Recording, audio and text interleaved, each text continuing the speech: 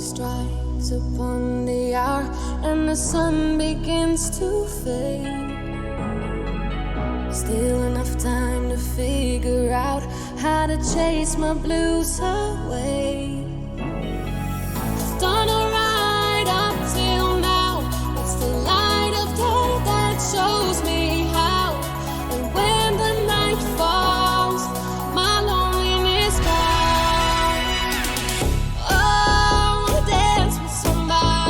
This Domayn I wanna feel the heat with somebody.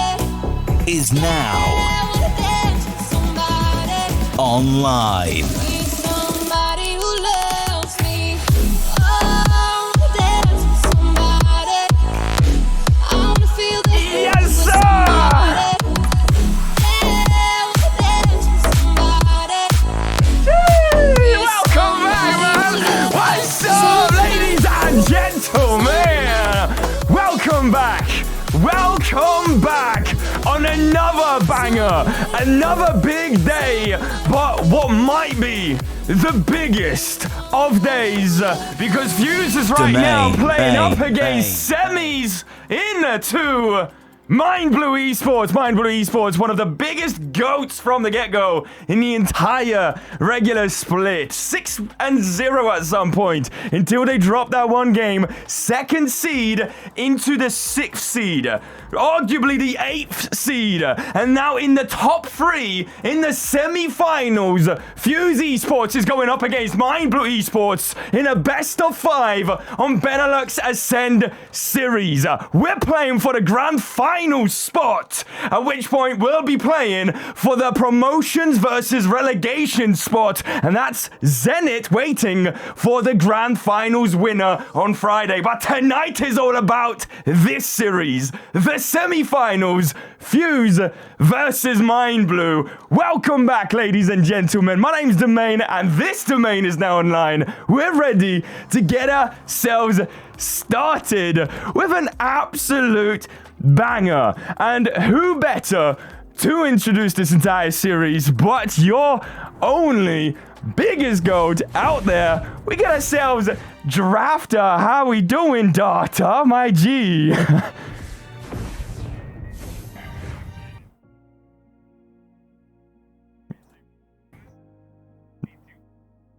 I'm so sorry. There we go. Should be amazing. They couldn't hear you then, but we're back. We're back. Yeah. So like you said, it is Mind Blue versus Fuse, right? These two teams have played each other before. Only in the regular season, it was a 2-0 pretty convincingly for Mind Blue at that time. Week one. Fuse has been week 1 or 2 it was. But Fuse have gotten a lot better since then and showing up in the playoffs after their last 2 lower bracket series, going the full distance in both of them. 3 games against Zenit Academy, 5 games against Red Once Upon a Team last week. And yeah, we're gonna get into draft. We're gonna see how this series goes. I mean, unbiased take, Mind Blue are definitely the favorites coming into this series. Absolutely. They were first seed all throughout the season until they lost 2 snooze, and then they were basically joint first at 6-1, but game score put the head-to-head put them in second place, and they have been dominant so far in playoffs, except against Fuse, looking to get, or not Fuse, but Snooze rather, excuse me, in the upper bracket finals, looking to get back against them in grand finals are Mind Blue, and Fuse looking to upset once again in lower bracket finals here. They are. That's the thing, right? Going up against Mind Blue is what Fuse... Actually, by the way, week 1, the very first ever official, it's what begun this entire split. Entire spring split was started by a Fuse versus Mind Blue match in a best of 3, the first week, the first game in the entire split. And now we're back again, 12 weeks later almost, in a semi-finals best of 5. And yes, absolutely, Mind Blue did get that 2-0 like you've mentioned. But that was week 1 roster for Fuse. It's also a week 1 roster for Mind Blue, arguably. You know, you could argue that point as well. However, we're going into this as Fuse, who's pretty much a very fresh team still in the whole grand scale of Benelux Ascent Series, which is also quite fresh. Only 3 splits is what Benelux Ascent Series has been running for. Fuse on the red side, ladies and gents. Mind Blue on the blue side, true to their name. This is going to be an absolute cinema of a series, and I cannot wait to get started. Yeah, I mean, we should have some great games on our hands. Bans so far making a lot of sense. We are still on 16.11, so to see Smolder still taken out makes a ton of sense. Oriana, Xin, Zhao, Yunara are going to be the bans for Fuse. Mbessa and that Lulu we talked a lot about last week for Strong Side, that he performed so well on it. The game it was left open in game 3, so looking to keep that thing banned away from them. That's especially because the ADC pool for Meccano. I really do think that that Lulu will be staying banned until a very, very long time. And yes, the draft is, the images aren't working. I can see it's a Philios Nautilus for the side of Fuse, wanted to give Meccano that comfort champion right away. Karma was the B1 for Mind Blue, which very strong support, especially on this 16.11 patch. And Ezreal, a pretty solid answer as well. Really good pairing with Karma. We see this lane all the time. Good into the Nautilus and also good into the Philios, one of the champions that can actually punish that in a lane. And the Jarvan that was left open, also quite good into AFL, going to be picked up for Mind Blue. And the Annie is currently hovered. It's hovered. Yeah, speaking of the Jarvan and the jungle, we do have some substitutes for Mind Blue today. There is. That's a very good point, right? So we got 2 substitutes. We've got the jungle as well as the support, which is currently the 2 big changes for Mind Blue Esports. And right now on the screen, you're gonna see Generic, you're gonna see AKA Fench, but I don't know if that's just their names in games, etc. What I do know is the players, as they were called on our little roster announcement, is Asta, who's the jungler for Mind Blue Esports, and Glaciator on the support role. Those are your two new players coming into this as substitutes for Mind Blue Esports. Yeah, and they're pretty strong players from what I've heard. So they definitely will be missing their starters, as they have been two of their better performing players. But still, the substitutes for this roster are still quite good. So not too won't be surprised to see them still probably performing in this series, as you're fiddling with the overlay. Now the band's working and the pick's not working. Yes, they are. So, I don't know why. I don't know why. That makes no sense. He's going to be banned away. That Annie was locked in there for scopes in this mid lane. I would imagine some. Actually, no, it wasn't, because they banned Victor. So they must have picked something else. I didn't quite catch what that was. Ari Zoe bans, so a lot of mid lane bans. They might ban away that Annie's still, or they might look towards that Rise, or potentially probably was the Dr. Mundo picked. There we go. Lovely. Or potentially Bloopy, but or Luke Bingo. Both of them do play this Mundo. I think Mundo Jungle's a little bit fallen off nowadays, but still definitely playable. Still a strong flex pick for these two players. For Fuse, we'll see what the ban is here. I would, like I said, imagine it's another mid laner. They don't necessarily need a lot of engage, but they need a little bit more. Yeah, there's that Cassante ban covering off just in case that Mundo does go in the hands of Bloopy. We'll see what. Okay, is that real? Also, that could be interesting picks. Now, knowing these guys, I wouldn't put it past them to play Fizz jungle. It did get buffed a few patches ago. It kind of fell off a little bit as of late. So I would imagine if it does get locked in, it will still be mid lane, but blind pick probably not going to happen for the Fizz. It will be locked in something else. I have to refresh every pick, by the way. There we go. So I mean, whatever works, right? As long as I can see what it is. So we'll be the Mel locked in, much more standard champion there for scopes in the mid lane. We'll see what the answer is to that. Things like Xerath come to mind, pretty strong with Jarvan as well. There's also just most AD mid laners that could go with, things like the Yone that don't really care too much about the rebuttal. We'll see what was locked in there for Sugara as the response, as in the top laner for Sardoran here. Usually we like to see Sardoran on some of those tanky champions. That is what he's best at. He's quite good at playing those facilitating top laners, and especially with what they're playing so far, team fights are the name of the game for Mind Blue, and they're going to look to get that early lead through this bot lane. Sion going to be the hover right now for Luke Bingo in the top lane, so this will be a Bloopy with the Dr. Mundo in his hands. So the Cassante ban paying off dividends for Mind Blue here. Wow, okay, so the Dr. Mundo, we've seen a Dr. Mundo first pick once before for a first game, and that was actually against Red once upon a team. I believe that was their first ever game against that entire best of 5 in the quarterfinals, so to say, on the Dr. Mundo in the top lane, I believe that was. And it didn't quite go their way, but this time around, that's going to go into the hands of Bloopy in the jungle. And may I just say, seeing an Aphelios and a Nautilus being locked in by Fuse. By the way, the Aphelios is still 100% unlosable, does not get defeated, does not get put in his corner. 100% win rate on the Aphelios for Mechano throughout the entire Benelux Ascent series, and he's played it in pretty much every series, every single one. So all of the wins that he's been able to get on these champions have now added up, and it's coming alongside with none other but strong sides Nautilus, and that in itself is an amazing little pack-a-punch team, because both of these players know exactly what they're doing on these two champions. I am beyond excited, as you can tell. We're getting ourselves ready. There's about a 3-minute delay, but not for us. We're going to jump right into the game in about a minute's time or so for the stream, however. So whoever's joining right now, I want to say hello to every single person. Hatsu, Guppy, Nudies in the chat. You guys are goats. LOL Rising as well, supporting his own boys, as well as Zeph, Floof the Big, my guy. All of the love. The covers in the chat. Dom Hawaii, remember send me those cute pictures of you. Promise. I mean, at some point, I'm going to have to go on a quick pause. I was not reading ahead on that one. And you know what? It's out there now, guys. Coming out of my closet here. Hi, Dom Hawaii. I'll write you in the next few days because I have a proposal for you regarding September. Absolutely. Thank you, Talking. Welcome for the first time in the chat as well.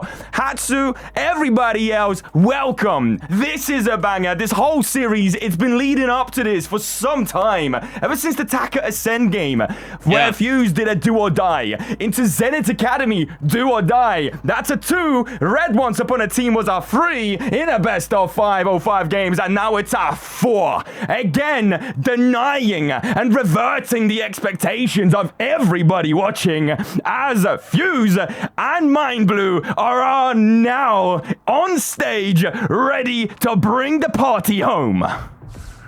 Yeah, but they still have a long ways to go in this series. Another best of 5, another 3 wins away from continuing on to that grand final stage. And every single step of the way, they've been playing against flash going right in onto the Gladiator, and that's going to be a first blood coming for Scopes out of the blue. Absolutely nowhere, but that's a 4-man gank down in the bot lane. I wasn't even ready for it because I was trying to go into my borderless mode. First blood for Scopes. It's ready, and they're on board. Yeah, I mean, First Blood already super helpful. I can't see the game, by the way, so that's why I was talking while they were doing that. I'm so sorry. No. But Scopes getting that First Blood matters a ton on this Mel. Will be a huge bonus for this lane.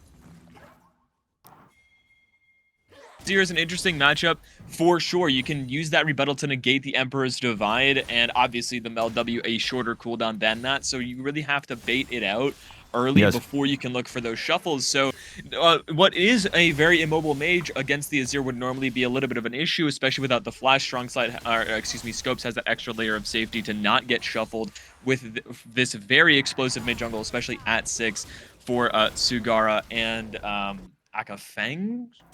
Fenshin?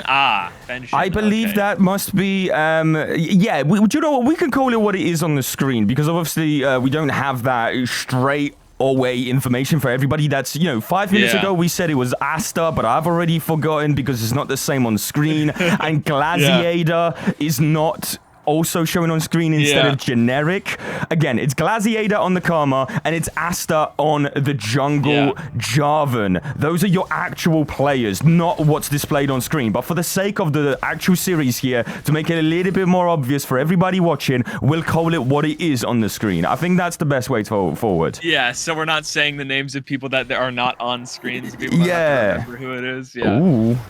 And none other but Akka is going right in onto a steal, and I think he might have gotten in now. Bloopy's in a bit of a sticky situation. He's going to be taken out of this one as Akka flashing in, and he does get the drag as well across the wall. Absolutely beautiful punish. Nice dredge line onto Seizo. He does take one shot in the top side. There's more to come their way as Cyan is also being engaged on by Sardoran. He's on the rumble, and he's doing a lot of damage onto Scopes, and Scopes does not currently have nothing to worry about because he's still got the flash. He's holding on to that one. Nice fruit followed up from the decimating smash, and that's going to be a kill for Fuse Scopes. Yeah, well played by Scopes there, and confidently holding on to the flash even when he's getting lower and lower, because the rebuttal obviously does not help against the flame spitter of Rumble, and obviously the overheated empowered auto attacks doing quite a lot, but is able to get around in the Scion body blocking. Just means that Sardoran can't get through to past that tri-brush to guarantee the kill onto the Mel, but that's a really good invade from Asta on this Jarvan. Getting that, he didn't get the red buff away, but getting that first blood and getting Bloopy's flash, so trading flash for flash. Obviously the early flash for Mundo mattering a lot more for his life than the Jarvan. Jarvan having a lot more tools without that. And Zongside Meccano are looking, but they're quite low. Church line, yeah, Meccano is going to have to force the barrier, but Generic is also getting low, but so is Strong Side a little bit too much on that one there. And their Arcane Shift will be securing that kill. A double kill for Seizo, who's now being rooted by Scopes. He does have a lot of damage. Scopes is on board this game. He's pretty much everywhere he needs to be for Fuse, for them not to fall behind too much. Almost getting the double kill off the back of that one, as Sugara in the mid lane will be shoving up a home wave, but that's at the cost of a couple of kills down the bot lane. Yeah, another kill for Scopes. He's gotten a kill in 2 kills in bot lane from that first blood earlier as well, and then the kill in top lane. None of them coming in his own lane. But 3-0 on this Mel already, really strong so far in this game. But that's not really the play that the Fuse were looking for. Both Meccano and Strongside going down with using all of their summoners. Both flashes, barrier, and heal were used, and they both still died. Seizo not having to flash there, only using the barrier to get both of those kills. Just really aggressive and a little bit too early from Meccano and Strongside to look for that play there. But onto Seizo and Generic, especially since they were so healthy when they initially went for that play. It was really risky to go for, getting punished for doing so, and Scopes luckily collecting one of those kills, so it's not for nothing at least. Yeah, no, it's, I think pushing the button a little bit too early on that one, because obviously there was some voice comms coming their way from Scopes roaming, and that dredge line found an opportunity, and now the Scream is going to find an opportunity in the top side, and as well as an unstoppable onslaught. I'm hearing it on the screen, but I'm not seeing it. So Doran is only level 5, but he's got that red value coming through. Decimating Smash, once again, auto attack might do the job. Does have the flash on the side, doesn't want to come in because it's only, well, it's 2 auto attacks, it's not the 1. Solar Furnace didn't do enough damage. Now Strongside having to use the dredge line in a defensive manner because none other but the Jarvan on the side of Mind Blue is starting the dragon. It's already started and about to be taken out. But that's a flash right onto the Karma. Generic is being engaged on by the dragon flag onto Strongside, who's initiated this. Oh, now we've got Meccano doing a lot of damage. He does have a few of those, but there's the Emperor's Divide to just do exactly that from Sugara. Scope's going to be next on that menu on the list. He's got a decent route, and Generic doesn't actually have any mana to go through, and the Golden Eclipse comes around in the end. Scopes does come through again with a couple of kills for Fuse, but Meccano does not, and that's a target that you don't really have much gold on right now, and the Ezreal is stacking his gold. Yeah, Seizo's very, very fed, and Scopes is getting a lot of kills, but Sugara gets one back, also gets some gold with the assists, has been farming well up to this point, denied a few waves, but just did lose one there because of the early move. Really nice Emperor's Divide to find not just the shuffle onto 2 key targets. Obviously, Flashless Aphelios getting hit by that means he's assuredly dead and does go down. And I did want to mention going into this, as much as Meccano has won every single game on the Aphelios game he played last week, not his characteristic strong performance. He was 6-5 at the end of that game. It was a much more of a top side focused game. In the game he did get that Aphelios, and strong side on that Lulu was very, very good. Scopes is going to get rated up here. Has the Reflect, though. Yeah, he's just going to be focused down beautifully, flashing away from that initial restart into that sort of fight there. But that's going to be a nice punish onto the one member on Fuse that needs to be controlled as we speak. Akafench is going to be a little bit more confident. Even despite not having a flash or Cataclysm, he still gets the Raptor. Yeah, a really good play by Fench. Knows that Scopes doesn't have flash, had to use it earlier around that dragon a little bit before that point. So really nice punish, trading, using the flash to make sure he doesn't die. Almost landing with the dredge line for a strong side, but not quite, means no kills get traded over. And Mind Blue are looking pretty strong in this early game so far. 1.6k gold lead ahead. Most of that is on this ADC and jungle. But already Scopes had a 1.5k gold lead. Now it's down to under 1,000 just off the back of that kill, denying a wave, getting another plate for Sugara, but no flash for this Azir still, so can get decimating smash, and there is an equalizer under the feet of Luke Bingo, and a lot of damage under the feet of Meccano as well in his bot lane. Top side will be securing a kill onto that Rumble, so that's certainly a nice pickup, because now this will transition onto an objective which Fuse haven't really gotten themselves yet. Yes, very early on to the game, only 8 minutes, and because it's 8 minutes into this game, the Void Grubs are now ready to be taken up, and because Jarvan is down in the bot lane, this will be an uncontested objective. Yeah, so free Void Grubbies for Bloopy, but another wave denied from Meccano. He's now 40 CS down on this Aphelios, losing some plates as well. A full Trinity Force at 9 minutes for Seizo here, in addition to the tier, to just a BF Sword and a couple daggers for Meccano, so this lane is not going to be getting any easier for this 2-man bot lane of Fuse. And Seizo, we've seen what he can do on the Ezreal before. He had a very good game on Ezreal against Snooze in the upper bracket finals, and he's looking to have another game like that here. Very, very good on this champion. I'd say so. There's a lot of talent in front of us right now. These are your top 3 the 2 out of the 3 teams right now fighting each other. And Snooze Esports is waiting very patiently in that grand final spot where one of these teams will be meeting them in the final battle, in the grand finals on the Friday at 1900 CEST. But before then, we've got 5 games to get through, Data. There's quite a few of them. And right now, this is a quite explosive game. 2,000 gold as we speak for Mind Blue Esports. 10 minutes into the game, that's quite promising. That dredge line won't be connecting. And the last time it did, it didn't really result too well for Strong Side. This time round, there's going to be some positioning. Actually, Azir coming around as well. So this is going to be a heavy gank. However, Bloopy does spot, aka Fench, and it will be resulting in some sort of support.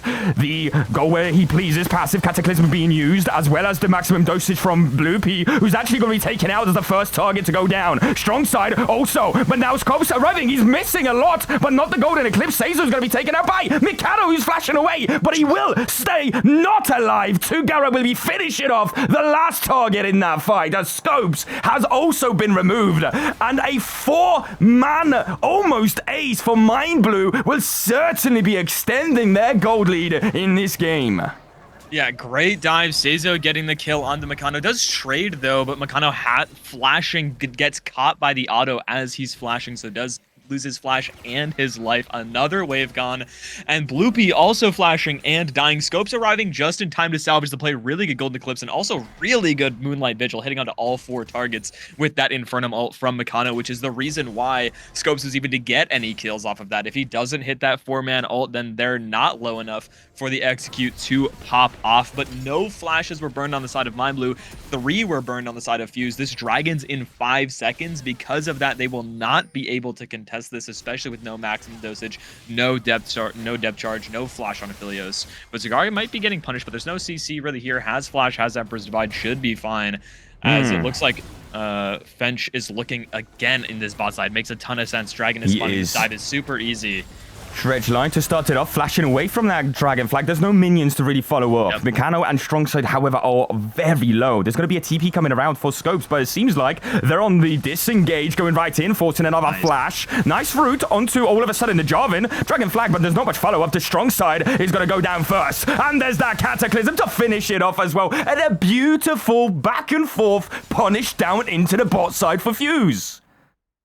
Yeah, another great play from Sugar and Fench. They're making use of this mid lane prio so well. Scopes TPing down, Sugar pushing the wave and has time to walk down. Finds a really good flash Emperor's Divide onto both Scopes and Mikano, neither of which having the flash. Like I talked about, we saw Scopes just having to flash away from the flag and drag from Fench as he went in. Strong Side gets one shot initially. Seizo picks up the other one. The Cataclysm was great alongside that Emperor's Divide. 4,000 gold lead. The Dragon not started though. They were too low to do so, but Bloopy in the top side should still mean this Dragon goes over to Mind Blue because of how much pressure they have in both the mid and the bot lane.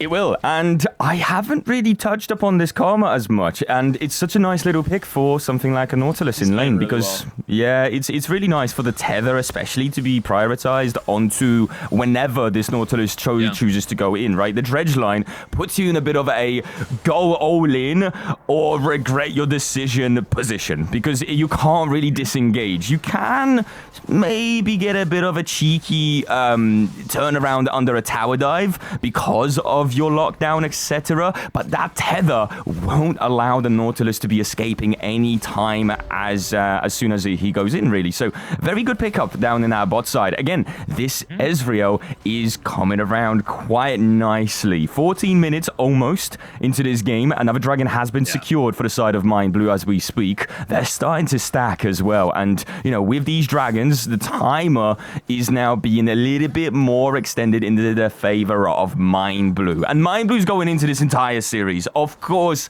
as the favorites. There is no doubt in anybody's mind that themselves, Mind Blue will be able to do a lot in this best of 5. But that's just what it is, right? It's a best of 5. It's the first one actually for Mind Blue, because the last time they went up against second series, they went, the Snooze was a best of 5 as well. That was a best of 5. It was, sorry. So the best of 5 for Fuse, at least it gives them some opportunity to test out the waters, so to say, into something like Mind Blue, as Sugara is trying to test out Luke Bingo, who's going to have a nice little dance at that very end of what looked like a promising gank for the Jarvan. It's not going to come his way. Luke Bingo is respecting it, however. It does seem like there's a lot coming Sardoran's way as well. There's not many minions, but it's not going to stop the depth charge coming in. Blue P is going to be tanking a lot of it up. The cleaver does not connect. And then Mikano's coming around the corner. Onto Seizo they go. Really, the next target. Sardoran is still alive. He's going to be able to do a lot of damage onto Blue P. He's going to be removed. And so is Strong Side. A beautiful turnaround. Now a Dragon Flag. You cannot rebuttal this. Skull sitting in the Cataclysm as long as it takes for the Jarvan to remove that next threat on the map, and Fuse is constantly being picked apart in these lanes. Yeah, and the cross-map attempt for Fuse just going completely wrong. They don't even get a single kill off of it, and even if they did, it was at the time a 0-2 rumble that they would have gotten the kill onto. Really well played by Seizo and Generic to get there on time. Also Sardoran playing the dive well, using his flash well, one-shotting the wave, and then walking back to his team rather than trying to play the 1v3 underneath the tower, which means that they're able to get the kills over. Nothing happens in top lane, sure, but it doesn't really matter. And it is a 5.5k gold lead, and we're looking at this mid lane as well. Scopes had a 1.5k gold lead individually. Now he's only up 300 gold despite being 6-4 because of how much Sugara has been able to get across the map and in CS as well. He's up 20 CS in the mid lane in the 1v1, and Seizo a bunch of tower gold going over. He's individually up 3,000 gold, a full item up on this Aphelios, up 65 CS as well, which is quite a lot.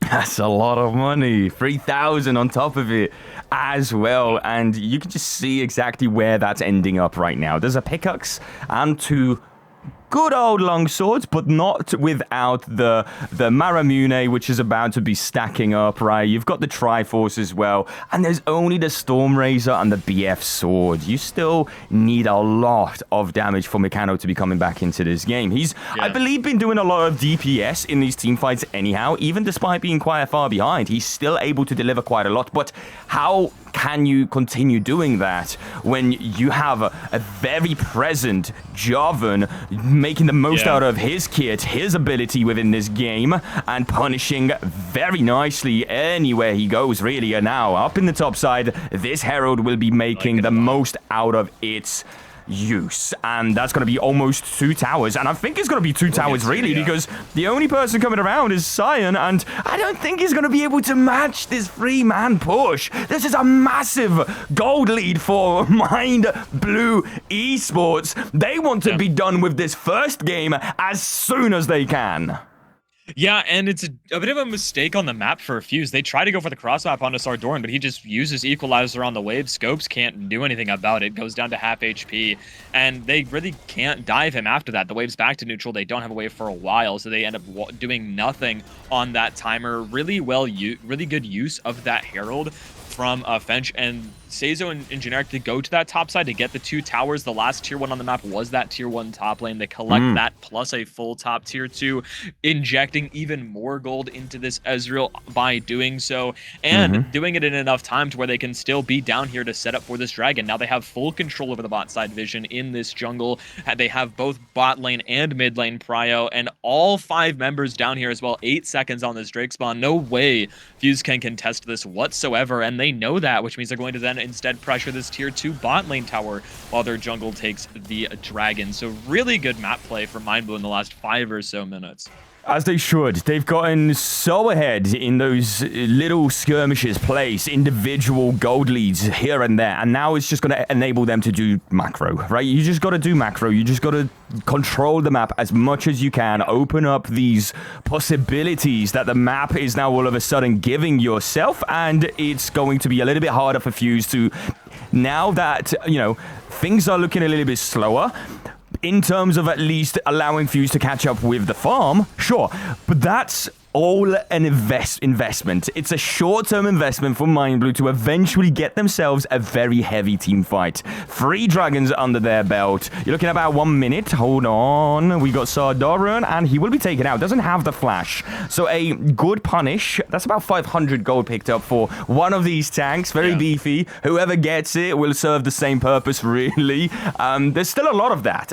We need to consider the late game potential that the Fuse roster really has. 5,000 gold, however. It has been reduced by about 1,000 in the last 1 minute or so. I'm pretty sure that's, a bonus. Mekano has just taken an entire portion of his HP with a single ability. That is worrisome. He's going to have to reset. Yeah, that's going to be... And he's got the Endless Hunger as well. Whoever wants to even consider locking down this Ezreal will have to have a little bit more chain CC to follow through on that idea.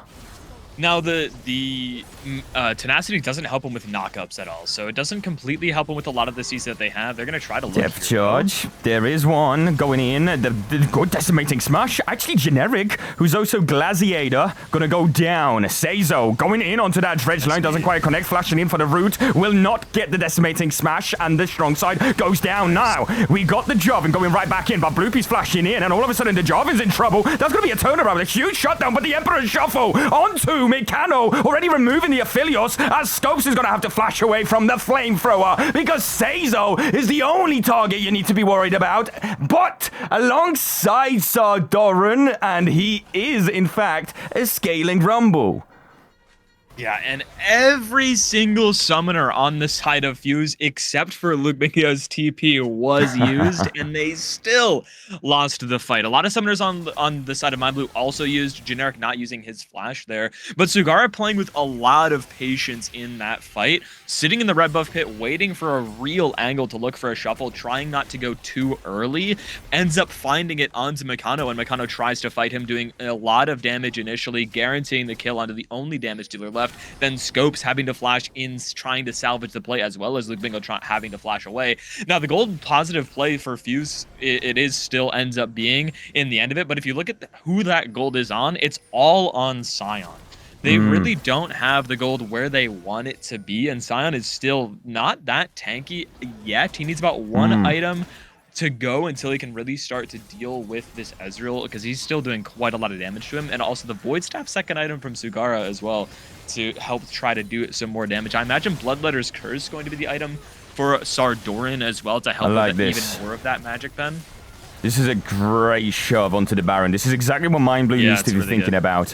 They're 5,000 gold ahead. They lost, however, 1.5k gold off the back of the last team fight, so they need to force a team fight because they have the position to do it. There is no flashes anywhere but for Sugara. The Cataclysm goes in. The Dragon Flag doesn't really escape nobody. That's going to be a dead Jarvan unless he can come out of it alive, and he will be able to do so. And there's the Decimating Smash onto Generic, which is also Seizo, the next target. That's going to be a very good team fight. Now look at Luke Bingo. He's still standing strong, not until the Dragon Flag comes around, but Scopes will be able to do a lot of damage, and Sardoran in the background has done just enough in order to remove the backline of Fuse. Mind Blue forced the fight. An amazing decision to start that Baron, because that's exactly what they need to be thinking about. Yeah, and Seizo just lives for so long, but also Sugara just over the wall doing so much damage that entire time.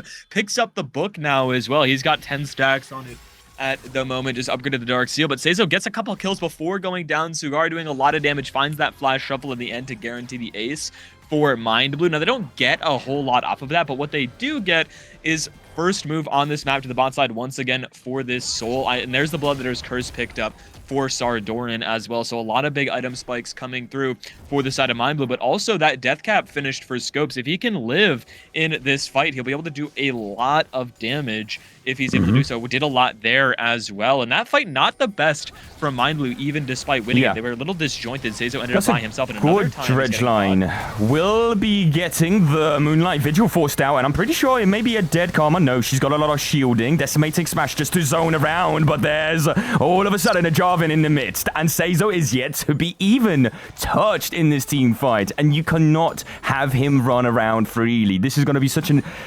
very scary Ezreal to deal with every single time you've got team fights going. Anytime you find a pick, and that's exactly the job of something like a Nautilus, right? You want to make the most out of this kit. You want to make the most out of the dredge line. But every single time you do, you sort of take 2 steps back, right? Especially in that regard, because nobody actually went down on the side of Mind Blue. They've beautifully turned it around. They still got a Baron for all 5 of their members. Now this is a Soul Dragon to back them up. And yes, you are still considering a very late scaling comp with a Dr. Mundo, Scion, Aphelios, even the Mel for Scopes, who had a very good early game. However, only 800 gold apart now between the Azir and the Mel. And all of that hard work in the early game of this entire first game within this entire series has gone out the window. Now you have got to consider how to deal with Seizo. Yeah, for sure. And they're buying some anti-healing, but no one can really buy Shield Reeve, right? Your best person to buy a Serpent's Fang would be Makano, and he doesn't want to have to build that. He doesn't want to build it at all. And that's where most of Karma's value comes from, is that shielding, not the healing. The only healing she gets is really on that Mantra W. Obviously, if she had the Echoes of Helios, she'd get more healing than just from the Moonstone as well. But a lot of that value, like I said, is from the shielding, not really healing. So most of this value from these anti-healing items comes on the form of Jarvan for the Ignore Pain and the Skyproc. CP, yeah. Doesn't get too punished off the back of that, but the Baron is going to be taken out nonetheless. It's very low. Yeah, he will now be caught out just a little bit, but will it follow through with a team fight? Strong Side is now being caught out, and that's going to be already a single kill going to Mind Blue, but they're not done yet. With that follow-up onto Mikano, he didn't really have any way of getting out of that one. Even if he flashes, there's another flash coming his way, and that's going to be committed onto Scopes by the Jarvan instead. A double kill for Seizo, and this might be the next ace. Maybe, perhaps. Yes, definitely. I mean, there's still a Dr. Mundo being chased down by the Flamethrower burning him to a crisp, and it ain't an on. He doesn't like the fire. He's not gonna like being turned into a brittle, because right now that's all that's gonna happen to him and his base, as Fuse is not gonna have the first game going their way from pretty much the get-go. Aside from a few pickups here and there, it's been an absolute clean game for Mind Blue Esports. Yeah, 26-minute win for Mind Blue off the back of a monster performance from pretty much everybody on Mind Blue. Sardoran in lane got killed a few times, sure, but he is playing an immobile champion into Silent. If he ever gets hit by that unstoppable onslaught, he is just going to die. And that's the only time we saw Bloopy in a lane was top lane to make a 2v1 play onto Sardoran on this Rumble, or that bot lane dive as well. Bloopy didn't he's playing the Mundo, right? So he's not having an impact on the map. And I said this the last time he played a champion like this, right? They have so much more success when he's playing something like the Ambessa or Jarvan or something like that, where he can do things in the early game and get this ball rolling, because he really likes to get a lot of action happening and kills under his belt in order for Fuse to really play the way that they want to. So playing a champion like Mundo, as much as he's good at it, it doesn't really give them the type of gameplay that they're looking for in order to have success. And this is another monster game from Seizo on the Ezreal. I talked about it a little bit in the game, but the Makano was undefeated on the Aphelios. This is his first loss, but the win that they had on it last week against Red, he didn't play it as well as he normally does. He was 6-5 in that game, and he was 6-5 after starting 4-1 in that game. So a really rough mid to late game last week on the Aphelios, and then obviously a really tough lane matchup for them in the 2v2. And like you said, the Karma into Nautilus is a pretty solid matchup for Karma. That was a counter pick for Strong Side, picking the Nautilus into that Karma B1. And then the Ezreal Karma just so much more impressive in lane, and they get so much value out of that. And Mind Blue as a team also played around their bot lane very, very well. Like I said, when those champions are picked, it's really obvious what they're doing. They're playing for pushing bot lane, playing to dive this bot lane with the Aphelios and Nautilus. They played to that win condition and got so much gold and such an advantage off of their bot lane that the 2 times Sardoran dies in top lane doesn't matter, because Rumble's always going to be useful. And once Sardoran showed up to those team fights, he was exactly that. He went from 0-2, he was 1-3, and then he ended the game 3-3-6, right? So he shows up to team fights, goes 1-0-6, has a lot of value, does a lot of damage. The equalizers were really good, also to stave off some attempted plays from Fuse as well and waste their time. Yeah, and that's the thing about topside, right? Is that you can put as many resources into the top lane as you want, and then eventually, if it doesn't really put I don't know, the Rumble wasn't 0-5, he wasn't 0-10. There's 0-2 also is it's a very good comeback, exactly, right? So it's not something that you can really consider an no comeback zone. And if your team on the other side of the map is doing exactly what they need to do, and by the way, the punishments that were thrown at Fuse time and time again down in that bot lane have been absolutely superb. It's the only real reason for why SEMIFINALS was able to continue his lead off the back of an amazing presence from the Jarvan and constant punishment from the Karma as well. Again, not an easy matchup for the Nautilus, for strong side, to go into Glaciator, who is the Karma on the side of Mind Blue, and playing the matchup very, very well. That's going to be the first game, like you've mentioned, the first ever defeat for Mechano on this Aphelios. And that comes with a sting. It hurts, man. It hurts to see it because usually what I would see in these best of threes, best of fives is that sure victory to keep us going in a series is the Aphelios for us, right? And you did mention, of course, last time round we went up against Red Once Upon a Team, and that was our biggest challenge at the time. Today is different. It's leveled up exponentially. Just in case you've witnessed the actual scores below the logos in that game. Mind Blue is 6-1 across the entire regular split, right? They've gone 6-0 until Snooze gave them their first defeat, going from seed number 1 to seed number 2, right? And then Fuse 2-5. 2-5 versus 6-1. That's really what we're watching here. We're watching a two teams clashing in the Rift again when they did it for the first time 12 weeks ago. In week 1, the very first official in the entirety, like I've mentioned, Benelux Ascent series to start off this entire split. And now we're here. Still an enormous achievement for the side of Fuse, of course, going into this series. Top 3 in this semi-finals. But that is a big factor. Aphelios being defeated for the first time in that first game as well. Really what Fuse wanted out of that one, to just get ahead a little bit. Go 0-1 and then have that sigh of relief, right? You've got 2 more games to go. Mind Blue has 3. It's been reversed. That idea has not met its sort of wanted outcome in the end, because Mind Blue Esports is now 1-0. Fuse is going to have to work up a lot of courage into the next game to smash out another amazing draft, because I think the draft was decent, but the one thing we didn't see is Bloopy on the carry, which is his forte. Usually you get to see Bloopy on something like the Neferi, something like that, and Bessa. We've been seeing, even the Jarvans I've mentioned plenty of times, Hydrophane Jarvans. That was open qualifiers now, so quite a while ago. Jaces, etc. He's usually the go-to, and he was struggling to keep up with something mobile like a Jarvan, right? Because it's a Dr. Mundo. You can be at the right place, right time, but even then, you can't really retaliate with a big dive into the backline onto the Ezreal. You have to sort of just face the Jarvan and try to get him out of the team fights. And to be honest, Fuse was doing all right in a few team fights near that midway point where Jarvan was being punished quite nicely. But Seizo was not. And Seizo again coming through with an absolutely amazing game in game 1. Yeah, I think his Ezreal games in the series against Snooze and this one combined, he's like 25, 4, and 23, something like that. He's had 2 very strong Ezreal games back to back, so not too surprised to see him perform like that on this Ezreal.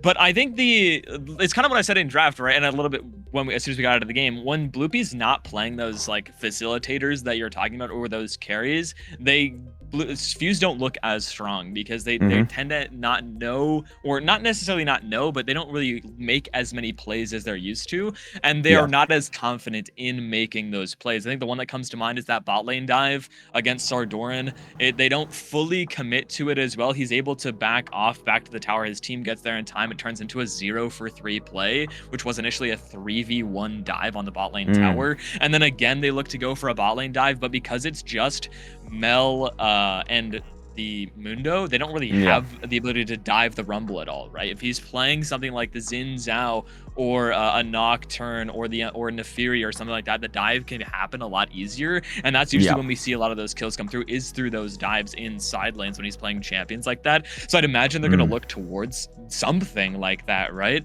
But on the flip side, there's still a lot of champions open, and there's a lot of stuff that was banned that might just get banned the whole series. Things like the Orianna was banned last game, right?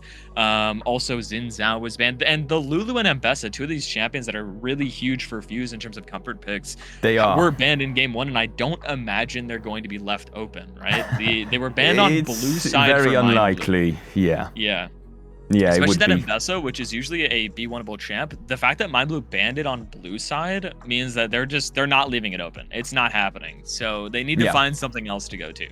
And what I like as well is that Mind Blue picked up the Jarvan game 1 as well, because what that suggests, if Mind Blue gets blue side again, they can actually just B1 Orianna without the risk factor of a Jarvan being locked into her, right? So that's something that opens up something, but it depends on where Fuse is going to go for the next game. And it's looking likely right now from just the draft that they will be going blue side. So that Orianna is, of course, something that Mind Blue can ban away, because if they don't, again, there's no Jarvan and that real value out of the Cataclysm to lock something in like this Orianna. Obviously, we saw how not well suited the melt into the Jarvan is as well in that gank alone. You don't have a flash. You're waiting until your demise, very slowly watching as those flags are just dropped on your head time and time again, and it was enough, man. So that is the value of the Jarvan in that game. And by the way, wow, this is a really substitute player.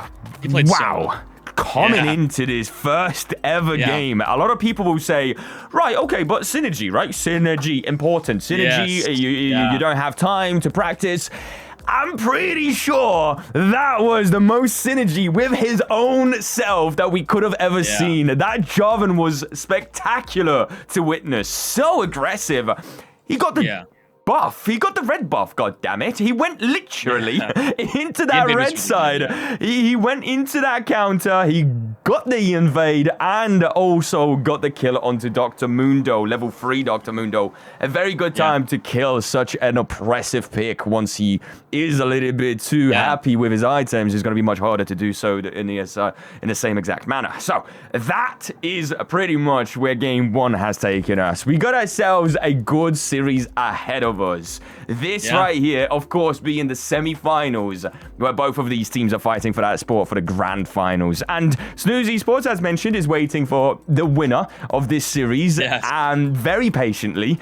We did see Snooze Esports and Mind Blue go up against each other in the upper bracket, in that best of 5, where Mind Blue did eventually drop those 3-1. Yeah, that was a series that we witnessed, which was the biggest one-sided between those two organizations that we've seen thus far. But again, different changes. You know, there's some changes to the roster on Mind Blue, and if they continue doing the exact same thing that they are right now within this series, Fuse might be history. And what we'll witness is Mind Blue on a bit of a different roster going into the Snooze roster, and whoever wins the grand finals on the Friday is going to be going through, not quite yet into Road of Legends, but that's the aim, because they've still got one more best of 5 ahead of them, and that best of 5 is a relegations promotions game. Promotions for whoever wins on Friday in the grand finals, and relegations for Zenit. Zenit is the 8th seed on the side of Road of Legends, who has been waiting patiently for the grand final winners. They are still in Road of Legends. If they win the series against the winners of the grand finals on Road of Legends on Benelux Ascent series, then they stay in Road of Legends. But if it's the other way around, then of course we're going to see ourselves a new organization. And that could be either Snooze, Mind Blue Esports, or Fuse. Those are your 3 candidates still readily on that list. And it's a big list, but you know, it's dwindling away. Yeah, getting shorter and shorter as we continue on. And Mind Blue with a statement game in game one, but it's just that game one, right? I mean, there's a lot of things that can continue happening. A lot of comfort champions and strong champions are taken away from these guys. I mentioned Seizo on the Ezreal. That was their only win in the series against Snooze, was when he was on that champion and playing as well as he did. Jarvan is gone. So we can see this series definitely shift, but so far, Mind Blue are that 3-0 in this whole spring split against Fuse thus far, if you include that earlier series in the regular split. And you mentioned that 6-1 series. If you take out their series against Snooze, Mind Blue have only lost one single game. They're 15-1. 15-1 against everybody else other than Snooze, if you include the game we just watched, right? 14-1 going into this game against everybody other than Snooze, winning including almost this all game. Their series. Wow. 15-1, including the game we just saw. So they have almost never lost against anyone not named Snooze Esports. So they're definitely looking to continue that streak and, like I said, get their revenge, right? But they still have to win 2 more games. So I don't see them letting off the gas at all during this series, especially like you mentioned, how that winners final series wasn't as close as we were used to seeing Snooze versus Mind Blue Series B. Their series in winter split semifinals going the distance to full 5 games and being very close in every single one of those games. In this spring split, it was a 2-0 victory for Snooze, but both of those games were so close, 40+ minute games, and the series just ended up being a 2-0. Could have definitely been a 2-1 or 2-0 for Mind Blue even, as those games were so back and forth. But the winners finals wasn't as close as those 2 previous series. So either that means maybe Mind Blue's gotten a little worse, or Snooze has just gotten even better, which is a scary thought for sure for whoever wins this series. But so far in game 1, Mind Blue are looking to definitely continue to play very well. It's the aim, isn't it? At the end of the day, what you're facing is the devils of your devils of the past. You constantly want to improve upon your skills, anything that's thrown at you, because at the end of the day, this is not the aim for anybody. Benelux Ascent Series, as amazing of a league it is, it's still a stepping stone, as much as Road of Legends is a stepping stone, right? And then Master, EMEA Master, there's so much to the leveling within this entire scene. Esports is an ever so given...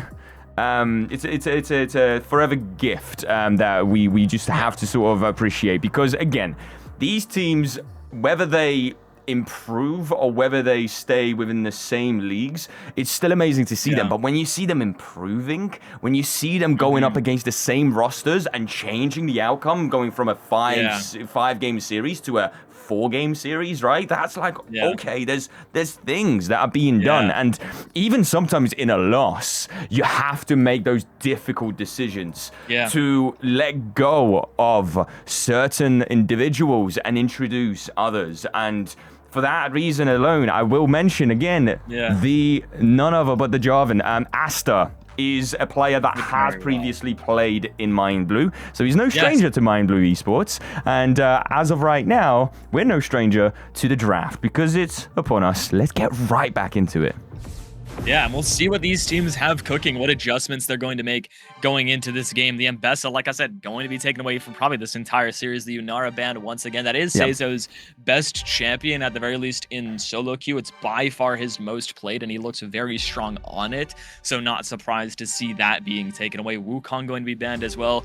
Smolder, still going to be taken away, because we are still on 16-11. The Xin Zhao going to be banned, so 3 really AD junglers gone already. And there's the Orianna not going to be given over to Fuse. We'll see what the B1 is for them. Still a lot of options. I wonder if they're going to go towards something like the Rise that we've seen them do a few times for Scopes, giving him a champion that he's really confident with in his hands. They could go towards something maybe like that Neferi or Nocturne, but usually Bloopy doesn't get picked in that B1. Could also go towards the AD carry. There is Pantheon, for that for the jungle, I'd assume, and Ivern would be a really interesting champion. Not the best into Pantheon itself, obviously a champion that can very easily build that Serpent's Fang and does really well at trying to punish his early game, but in team fights Ivern has so much value. But they are going to look towards something else, potentially that Bard, I assume, going to get locked in. We'll see. It is actually Victor for Sugara in the keep mid having lane. to refresh. A champion that we've seen Sugara play a decent amount, and he's always looked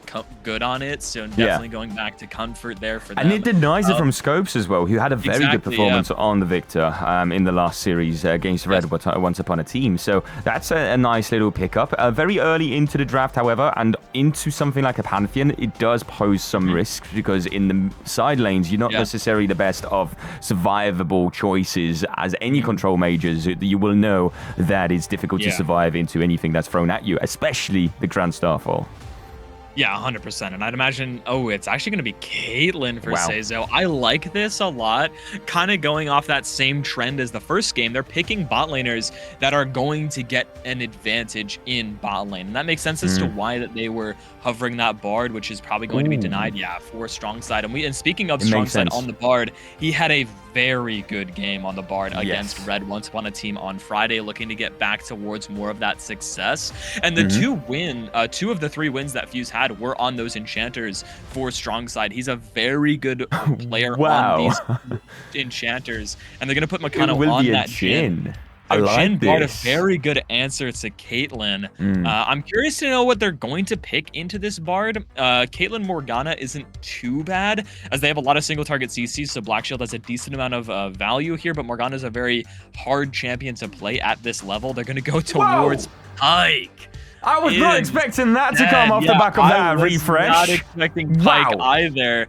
But so immobile. I like it. Yeah, exactly. I like it really because especially the magical journey as well, right? You've got that hook. Every single time anybody comes through that portal, you can just hover with the hook. And it's like, who's going to go through it? If you don't, I'm going to hook you anyway, right? That fish is going to go into that barrel eventually. And again, immobile is the real target here for this Pyke. So aggressive down in the bot lane, however. And also, Bod loves to roam, right? That's going to be one of those things that all of a sudden is now going to leave Jhin in a side lane by himself.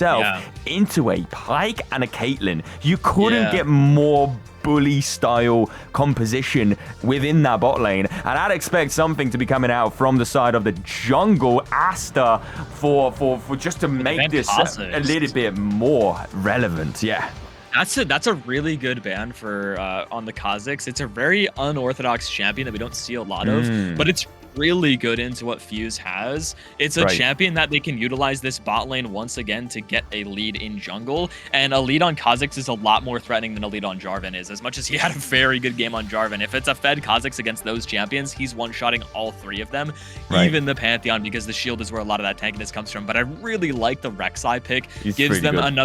Gives them some supplemental engage, is really good into Jhin and Bard, can match Pantheon quite well as well. Just builds the London Underground on their side of the map and can go around pretty fast. Obviously doesn't have that teleport that she used to have a long time ago to truly be global, yes, I remember that. I've completely forgotten about that. Rotate very quickly with those tunnels, and another jungler that can really make use of this bot lane. I think I would have preferred to see maybe Tristana instead of Caitlyn if their idea was to play something like the Pyke, or if they're just playing the Pyke to counterpick the Bard and they were going to just play Caitlyn regardless. That would have given them a little bit more pressure in bot lane than Caitlyn Pyke, but still a very oppressive early game bot lane duo from these two.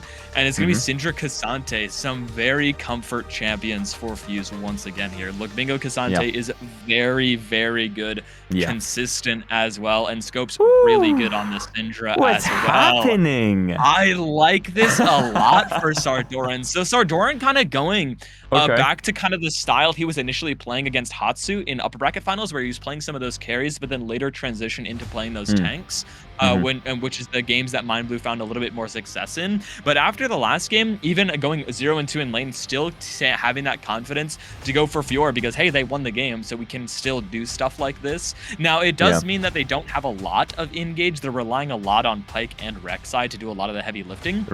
But if you look at the side for Fuse, right, they don't have a lot of ways to negate that initial engage. Cassante's their main way to do so, and that Tempered Fate. It's a lot on strong side here to be using those ultimates really well, similarly to how he was using them against Red. Time and time again, really high impact ultimates from him. And they have a lot of pick potential with paired alongside this Bard, right? Bard Pantheon is such a good combo. It's almost as good as Bard Nocturne in the way that you can hit Tempered Fate onto someone, use that Grand Starfall right on top of their head, regardless of where he is, and instantly have the follow-up. Jhin, Deadly Flourish as well, really long-range follow-up CC to make sure that they can kill that first target, and Syndra also with the Unleashed Power, their single target damage and crowd control, very, very good, and there's a lot of one-shottable champions, especially that Caitlyn and Victor. These two carries are both susceptible to getting hit by a lot of that combo that I just talked about. So it's going to be a lot on these two guys, Sugara and Seizo, to watch their positioning, make sure they have some vision, know where Bard is, know where Pantheon is, and not get caught out by that ulti combo. Exactly, and it's really time to put that theory to the test. And last time around for Fuse, we did see a first blood, so we're not going to be stalling for too much longer because we are, in fact, in the game. So we got to get right into it and not waste any time. We've got some respect coming out from Mind Blue with a Victor coming all the way down to match the positioning from Glaciator as well as Keizo, just to give them that extra bit of presence to ensure that there's nothing happening.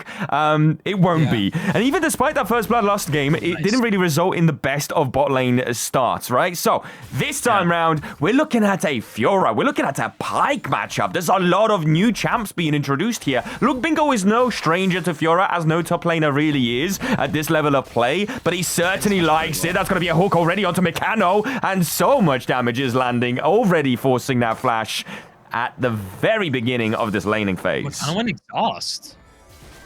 Oh, he went exhaust. Interesting. Okay, so he did this when he played Varus last week as well, which was quite good in that game. Exhaust in this game is good for the Rek'Sai, but not having barrier against Caitlyn Pyke is really risky, especially now that he's lost his flash. He's a lot easier to kill, even with the exhaust, because the barrier is a little bit more effective HP than exhaust unless he drops it on Seizo's head at the start of his combo. He needs to really be on top of those reactions in order to negate a lot of that damage from Caitlyn's very fast combo. Does connect, and it seems like Scopes is getting quite low in this mid lane. He does get the level up. We have Bloopy around the corner, and he does have level 3 as well. So the shield vault will be used straight away. Nice cosmic binding onto two members. That exhaust is going to be removing Seizo. First blood going over to Meccano on this Jhin. Even after losing his flash, the exhaust comes through in the end, and he will be picking up that kill. Yeah, really nice by Bloopy there. Does have to flash to guarantee that kill, but you'll take that any day of the week. First blood to Meccano mattering a ton as well for this lane being a little easier. And as much as... Glaciator. And Asta is here now, arriving on this Rek'Sai, leaving Meccano with a root. However, he does have the 4th shot, may be able to actually get that kill in the end. And that will be going over to Strong Side. A little bit too aggressive on that one, because obviously you're still looking at a Pyke who's not really going to be able to do much at level 2 off the back of that one. However, a nice turnaround for Fuse down in the bot lane. Yeah, if they wanted to go for that play, they would have relied on Glaciator to look for that hook flash, because he was charging the hook. If he flash queued Meccano, because he has no flash, right? If he flash queued and then they chain CC with the knockup, Pyke gets an auto off, they can kill Meccano before he gets that 4th shot off. Although Strong Side with that cosmic binding, if he does stun them both, ends up being a double kill. So just a really risky play to go for. That kill does go to Strong Side, so it's not the end of the world, but really what it means is Fench is behind on his clear now. He's just clearing his last camp and going to be on Crab, whereas Bloopy's starting his next clear already. So he's going to be behind for a little bit in terms of pacing. He will be, certainly. Now, Strong Side on the roam, as a bard should be, just putting some deep wards down into the tri-bush.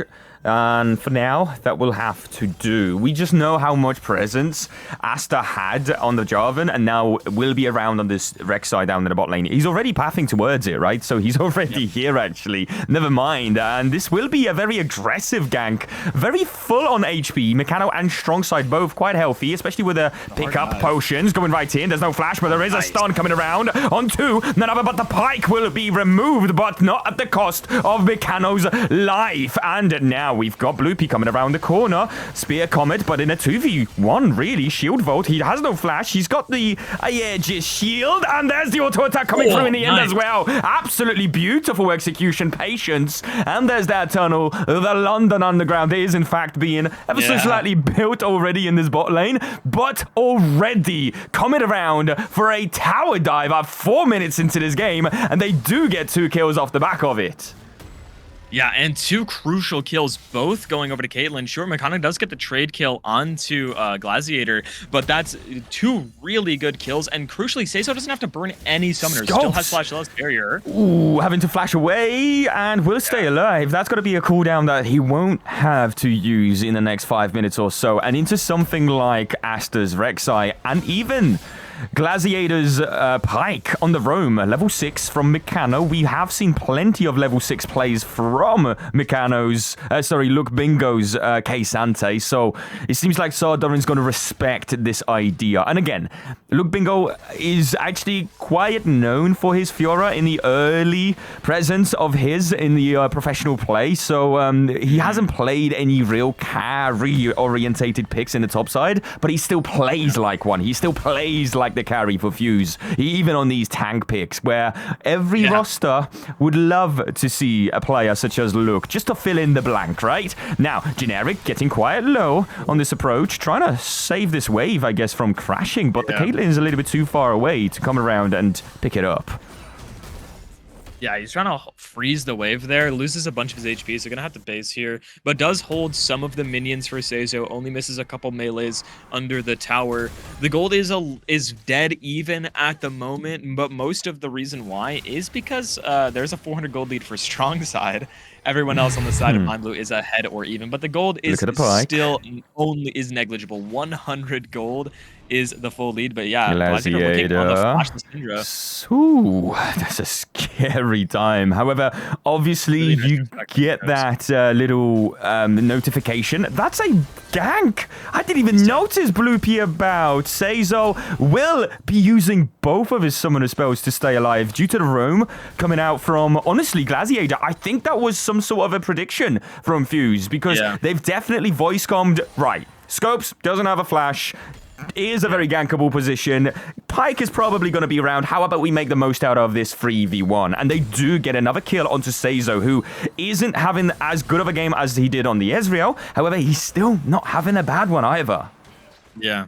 And that kill is really good lane gank from Bloopy there. And like you said, they definitely knew what Glaciator was doing because of how Scopes was playing in the lane. There's no way he stands that far back on a neutral wave unless they know for a fact Pike is there. And obviously once he gets that notification that he is there, they know exactly where he is, and Bloopy's already ready to make the gank in the bot lane. And it's a little bit of an interesting roam timer there. Nice hook.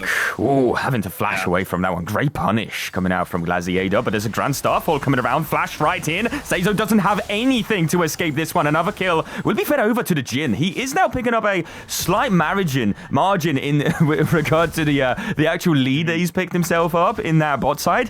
Thankfully for himself, it's still not going to be at the back of any real punish, really, because it's scaling, really. It's scaling season. It's scaling season for the Fiora. It's scaling season for the Caitlyn, for the Jhin, a lot of these champions. And so things can slow down. But again, Seiso, summoner no less, and therefore also dead. Yeah, 100%. And this is what I was talking about, the difference on Fuse when Bloopy is playing something like Pantheon and when he's playing something like Mundo.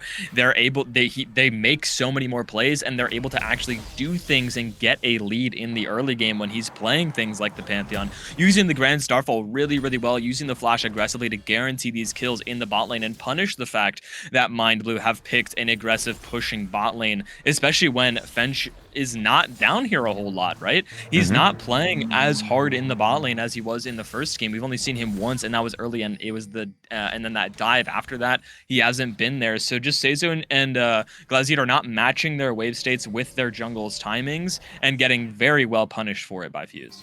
Yeah, no, definitely. And they're on top of the back of the punishments down in the bot lane. This time around for Fuse, a little bit more favoursome, so a lot of that presence is down there still. But a nice pickup for Mind Blue on those Void Grubs. Sardorin being taken down quite low. He's got 10 seconds on the flash, so if he has to stay in the lane, maybe won't be too volatile due to the summoner spell coming around the corner. Down in the bot lane, the Dragon is still standing for quite some time. This is 9.5 minutes into the game. It's quite a late pickup for any of the teams really to be focusing onto it. I guess it's really off the back of how much presence there has been in the actual lane itself. Strong side having to flash away, goes through the magical journey in the end, just at the right time before that knock-up does find him. However, no flash and quite low. Definitely a call for maybe perhaps a Dragon start. It won't be started. Nice route. That's nice. A Jhin ult coming through with a couple of shots. Not quite connecting on that one. And it won't be enough to actually get the kill either. As Sugara very nicely sidesteps away and escapes death. Oh. But it doesn't seem like Gladiator is going to be thankful enough, or at least in the same position. He will be taken out. Yeah, a little greedy on the flash there. He should have flashed the Jhin W. No, but once it hits, he knows he's dead, right? So saving the flash there, does die, wants to use it for an engage. He's not worth a whole lot of gold at the moment, but was only 0-1. So still worth mostly a full kill for this Jhin with the Collector. Definitely a little bit more than that. 1,000 gold lead already for Fuse, and a lot of that coming off the back of this Pantheon putting so much pressure with this Jhin Bard. And they're getting a lot of value out of it, and a lot of kills going to the Jhin, which means a lot of this game is going to be in the hands of Meccano and Strongside as well on this Bard. 11 minutes. Dragon has been now started. The Mountain Drake will be picked up.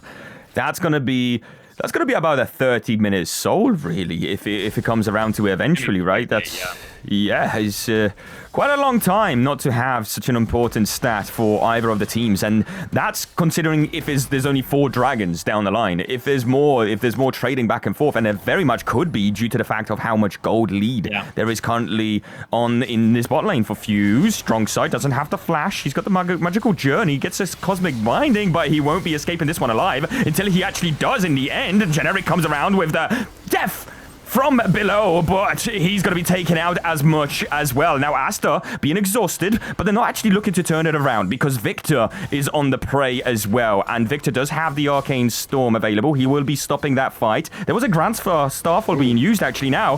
Meccano having to flash over with the Void Rush, but the flash doesn't actually go anywhere for the side of Asta. He's now looking at Sugara using his flash to get over the wall, but into a root, and Bloopy with a few Spear Comets at his back. Is this kill going to be given over to nobody but Bloopy himself? Luke Bingo looking for a bit of a kill, maybe even Fiora onto Luke Bingo, but down in the bot lane, that's a very good fight for Fuse. Yeah, and another kill going over the Jhin, and also Scopes getting himself one. They used so much to not get it, but a roam for Glaciator in the top lane here. There he is, and feet work will be put in. Luke Bingo just over the... Oh, but strong side with a roam matching quite nicely onto Glaciator. And it will really just let Luke Bingo push in this wave so that he could actually get a reset. And he's already looking quite tanky.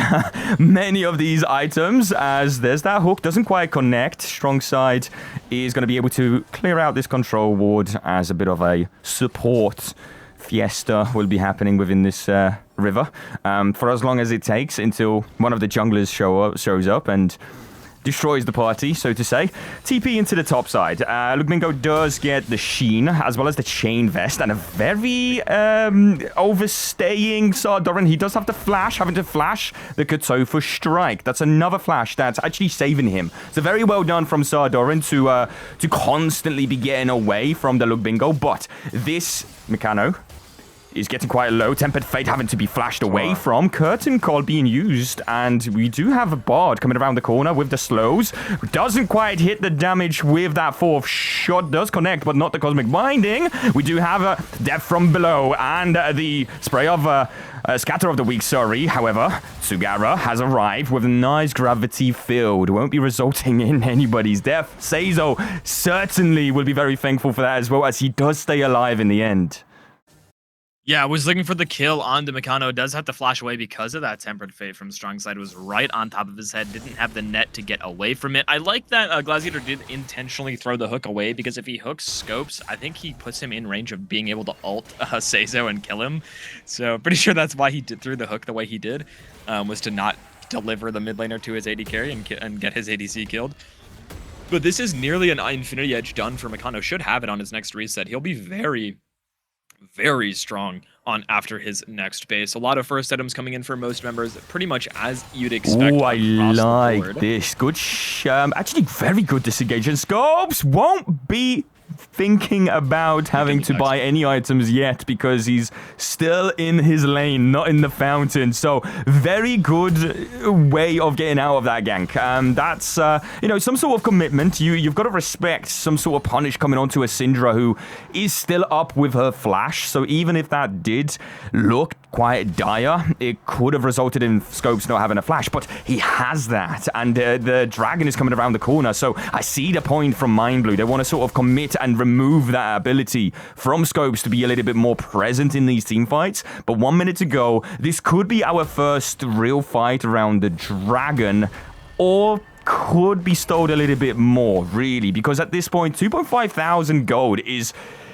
it's a lot. When you look at this game now, it's not even done yet. Asta will be following through. He does have the Void Rush. Might be using it to go right back in, but no. Scatter of the Week again just saves Scopes' life. Very good use of these abilities. Yep. Caitlyn will be punished.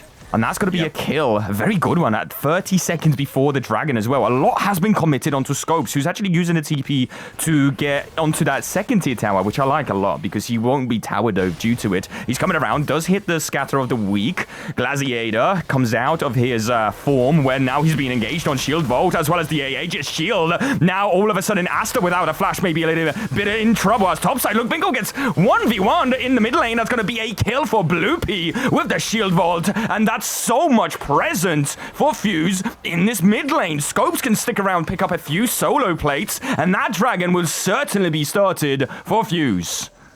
Yeah, started and finished for Fuse. No way they cannot take that. I understand why Gladiator's roaming so much. I mean, you're playing Pyke, right? That's why you picked Pyke into Bard, was to match the roams. But Strongside's not roaming very much. He's just staying bot lane and killing Caitlyn over and over and over again with Bloopy. That's where they're putting the pressure. So, and there's no, they're not getting any value off of these roams from Pyke. He's just getting one shot by everyone. There's so much damage in this game that if he ever gets hit by any CC, he's just going to die. And these Scatter of the Weeks from Scopes have been really, really good. He hit that one onto Cigar to guarantee that kill, follow through on the play. And the Unleash Power onto Generic as well got him his second kill of the game. But this gold lead is still entirely in the bot lane. 2,000 of it is on Meccano. 1,000 of it is on Strongside. Because of the advantage that this Fiora now finally has found herself in the top lane. Got that solo kill off screen onto Luke and the full top lane tier 1. So going to swap her down into the bot lane. Herald was finished in the meantime by Asta on this Rek'Sai. Had picked up that. Going to look to get similar value that they did from it in game 1. Yeah, and I love how we've just completely reverted the choice. It's probably my fault on saying what the names on the screen, but I want to give the due diligence for the players themselves. You know, Asta on the jungle for the side of Mind Blue, and not Aka Fench, and also not Generic, who is instead Gladiator. The reason why we don't see those names, because we are in a TR client, for those that are watching, and maybe perhaps looking for the answers on that one. TR clients, you can only get one account for your player, right? And that's it. If the subs are introduced halfway through the split, unfortunately for that player, they won't have a TR account. And I don't think, I mean, name changes are a thing, but I guess they can't be used right now. You need to submit them to Riot, I believe. Okay. To change a TR account, so. Gotcha. So we got I can't exactly do that last minute. Yeah, no, definitely not. And these are, so to say, last minute subs, at least a week apart. So, you know, these the subs right now in the jungle and the support for Mind Blue are not having as great of a game as they did in the last one. Despite that, it does get a decent hook, but it's a Pantheon. Down in the bot lane, Sardorin having to match something like it's a Syndra. I'm pretty sure the Syndra's pretty happy, but do you know what? Hold on a minute. I'm going to cough that one back up because all of a sudden Sardorin is in some trouble. Nice route connecting. A few headshots, but another Aegis shield just to back himself up with a lot of that damage to be mitigated. The Herald has been used, and the Herald itself would have equalized the gold a little bit more, but it doesn't actually remove any towers. And instead, Fuse still has the tempo and the presence present in this mid lane as we speak. It's still a 3v3. I don't see any positioning coming out from the Fiora, as now Bloopy's a little bit caught out. He may need the backup of... Ooh, the hook doesn't quite connect, but the Void Rush goes right back in. Now, all of a sudden, the Rek'Sai's in trouble. That's a tempered fate from Strongside onto 3 members flashing away from that one. Generic's going to be taken out as Seizo's now having to do something in regard to returning the damage. That fuse has landed onto so many members. Sugara's returned into the mid lane, and with a Fiora flank around the corner, it may have to be respected. The tower is pretty much standing, not for too long, but the tempered fate, we've seen this from Strongside before. He's absolutely carrying this game in the early part on his shoulders right now, alongside everybody else on Fuse. Yeah, him and Bloopy are a big reason why Meccano's as fed as he is. Now, he's playing the Jhin quite well. The Deadly Flourishes have been landing in key moments to guarantee these kills, but a lot of this is because of Strongside and Bloopy on these 2 champions, using that ulti combo that I talked about in draft, how threatening it is onto all of these immobile champions. And we're kind of seeing why Pyke isn't played very often. Generics keeps trying to look for stuff, but he just gets one shot. He tried to go for the E-Flash. He tried, yeah, exactly. He tried to go for the flash play onto Bloopy and just died to getting queued during his E animation, so he didn't get the stun off. The Tempered Fate, though, on hitting all 3 targets, also getting the flash out of Asta on the Rek'Sai as well after the fact, because he was really worried about the Deadly Flourish follow-up from Jhin on the timing. Plus the 4th shot damage would have for sure sealed the fate of this Rek'Sai.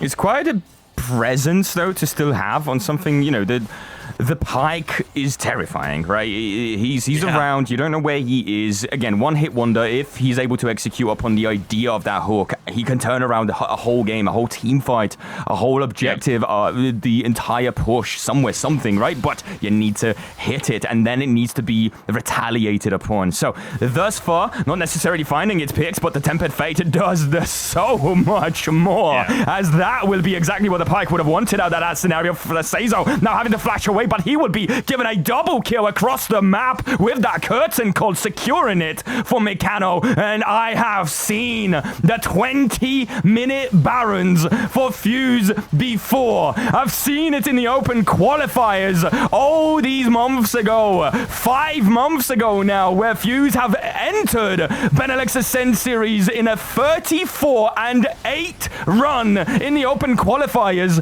into the 8th seed of Benelux Ascent Series Division 2, and they've started many 20-minute Barons. This one will be a 22 finish, unless Aka Fench, aka Asta, can do something about it. He will be engaged on, all out to keep him out, Void Rush to keep himself out, not for too long. The Baron will be secured off the back of it. It looks like Sardorin wants to get something out of this, but he will be flashing onto a route, and a 4th shot will follow through. And now that's a gold lead that Fuse is certainly going to be very happy about. Yeah, 5K is getting to the point of nearly insurmountable at this stage. Now, they do still have some scaling, sure, with Victor, Fiora, and Caitlyn, but they need to get to that point, and Pyke is outscaled in this game now. Pyke is only good in early to mid game, and we're not even in late game yet, sure, but they're behind at 23 minutes. Pyke is not going to be useful anymore. Surely the Death from below can secure some kills in these team fights, but he will continue to one-shot cancels the basement strong side there. That was useful. But he is fine. But yeah, like he just has the Umbral Glaive. He's had it for about 10 minutes now, and in those 10 minutes, he's just been able to get a couple longswords because they haven't been able to find any kills whatsoever. The couple towers do fall. Cigar getting that bot lane tier 2, the mid lane tier 1 event now does eventually fall to this Caitlyn. I do like that Mind Blue have decided to put Scopes back in, Cigar back against Scopes. Scopes, speaking of the devil, will be running away. And Sugara is very quick into targets that tend to run away from him because he's playing Victor. He's got a lot of movement speed with a nice backup and a lot of damage. So in that trade, I believe that the best thing for Scopes would have been to actually trade because he was trying to get away. And instead, in the mid lane, it looks like Fuse will be committing onto a push. Because all of that, sure, in a 1v1 will be getting something for Mind Blue. But is it enough in a push like this with a whole tower and Seizo on a Caitlyn, by the way? Such a strong champ within the current meta, but he's been punished quite beautifully without this Caitlyn Caitlyn. It's not like Mind Blue can really come back into this game. Bloopy is having the best time into a 2v1 really as well, as the curtain call will be used, hitting the Rek'Sai twice. Make that a third time onto the Pike as Glaciator will be taken out. That's going to be another tunnel just to get Asta out, nice. But into the Tempered Fate, having to flash away from the Cosmic Binding. Bloopy still on the chase. Mechano's around the corner. He could hit a root, and I don't think Asta can really get out of this one. He is certainly walking towards no heaven's door, and the heaven right now is no light in the background for himself to be seen, but neither is it for Scopes down in his bot side. This is still a side lane. Oh, but he gets the kill in the end for the kill onto him as well. So that's a 1-for-1 trade, but again, Fiora at its best in a side lane. Yeah, and Scopes did flash there as well, still ended up dying. Asta needs to start flashing the Tempered Fate instead of flashing after the fact. If he flashes the Bard ult, speaking of... Nice disengage. Okay, well played there, because that's a whole ultimate cooldown that you can't really play around anymore. 100 seconds is something certainly to be happy about if you're Mind Blue. You need to start looking for these little mistakes that are thrown at you from Fuse, because if you don't, then this game might just escalate out of control. Yeah, the only way I think Mind Blue have to win is with Sardoran's pressure inside lane. They're relying a lot on his split push, doing the heavy lifting at this point. They cannot win team fights. Sugara is still a death cap away from being really online. He almost has the Shadow Flame, but really needs both items to be online. And this is goes in with the death from below, but really doesn't have much. Oh, he stayed alive. Strong side also coming around the corner. Sugara's got to pick that one up, but all of a sudden, look, Bingo's caught out by himself with a hook over the wall. The curtain call has been cold, and it's gonna some sort of a slowdown of a team fight. Sardoran's gonna be taken out. Bloopy's getting very low. He's arrived, but he's got the edge. His shield. Sugara's maybe a little bit too heavy on that approach, as there is a flash waiting from Mechano, who gets a double kill. Ace in a hole will not be removing Look Bingo, who's still alive. Yeah. He's still ticking, and not anybody else on the Mind Blue side can be saying the same thing, aside from Asta, who did get away just on the edge of death. Yeah, a really big mistake there from Sugara and a little bit from Seizo to walk forwards instead of fighting with their jungler and fight Luke Bingo in the backline. If they all fight Cassante in all out, he dies and is not able to get out. And also Sugara just going in too far after getting that kill onto strong side means that he just doesn't have enough juice. This Jhin is way too strong. 13-1 on this champion. 4 items actually. He just does way too much damage to absolutely everybody. We're about to see a 4-shot do a lot. Hold on a minute. Onto a Pike if he's able to get the auto. Levels. I understand it's a support. I get it. It's a roaming support at that as well. You know, the whole idea of a Pike is just to hit that hook. Yeah, to get that hook and get some sort of a nice little pick up out of it. But this is still 3 levels between the supports themselves. 9 between the Mechano and himself. So this is it's not looking like the best of times right now. 27 minutes into this game. Where else are we looking? Matching the levels in the mid lane for sure. In the jungle, just one between the 2 legends here as we speak. But is it going to be that big of a factor like this bot lane really is? Mechano's got 2, and Strong Side's got 3. Yeah, he does. I actually like this from Mind Blue a lot. This dragon's gone. They can't fight it anyways, so just take the top lane tower, although Luke's going to have something to say about it. Yep, he's definitely coming around with a bit of a flank. There is a tunnel to be picked up, and the all-out is not quite hitting. Do you know what? I've actually never seen Luke Bingo miss an all-out, so that's going to be a nice little comeback, right? Onto Scopes, who's now in trouble, going around the corner. Onto the Tempered Fate, and that's going to deny the Void Rush. Absolute Giga Chad. Strong Side is still cooking.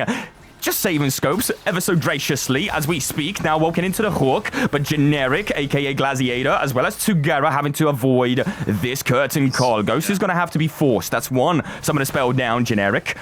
Glaciator is still hovering within this river. The river is Rek'Sai-less, so this is only 1 smite, really, and a 4v5, however, still. All eyes on Sardoran, because really, that's the main target for you, to somehow do something, but he's not even in here. He's just pushing out. I guess maybe the best thing you can really get is that push in the mid lane, as well as right now, Sugara, the best thing he can hope for is to stay alive for as long as possible to deny some sort of time. Seizo, the same exact story for another AD carry on the side of Mind Blue, as Gladiator will be leaving them behind. Fiora did get 2 towers off the back of that trade, so honestly, open up a base at this point in the game is still quite a scary thing to deal with for Fuse.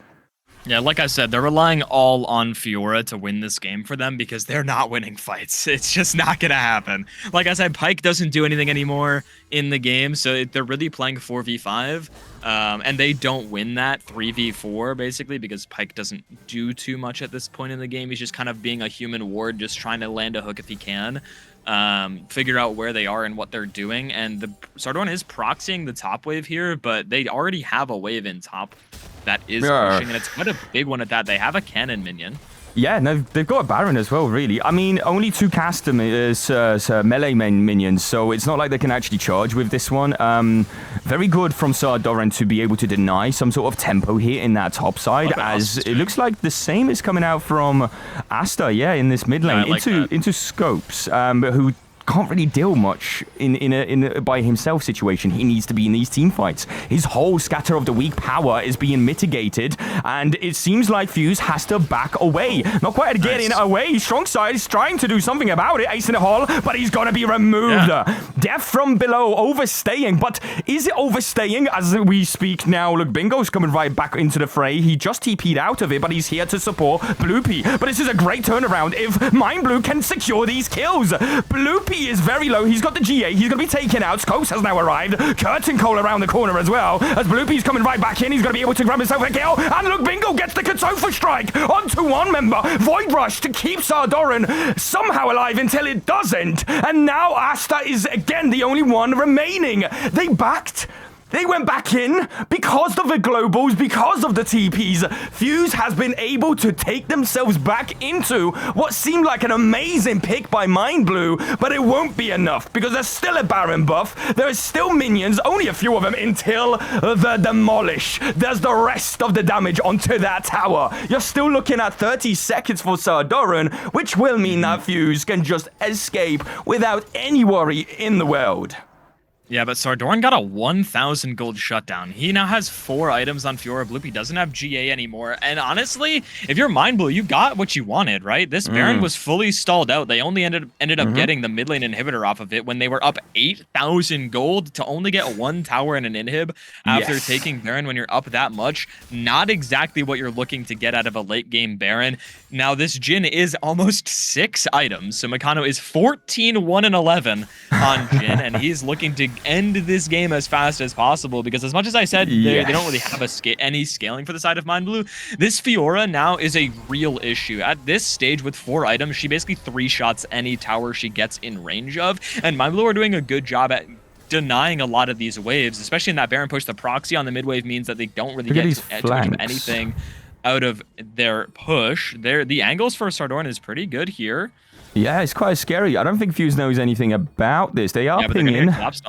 Oh, strong side walking into that one. He's walking into quite a few members. That's a Grand Starfall, as well as the Magical Journey, slowing down a few.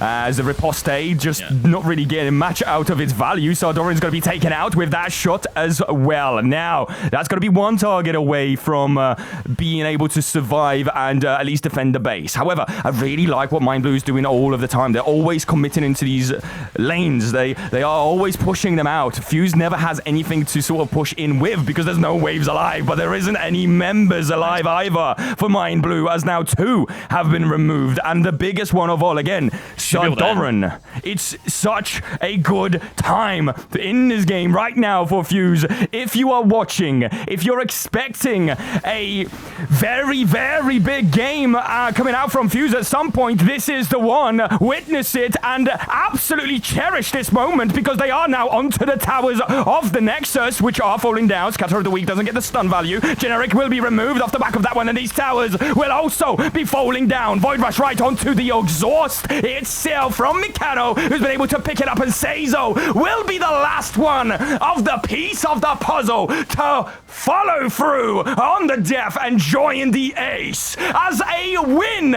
over Mind Blue Esports. Never done in Fuse Esports history as an organization has just happened in the semifinals. Yeah, and it's off the back of a combined 4 and 20 bot lane from Seizo and Glaciator. 20 deaths of the 37 kills for Fuse were on those two champions. Now, there was some moments in the game where Sardoran was trying to do something, but at that point they're just so outscaled.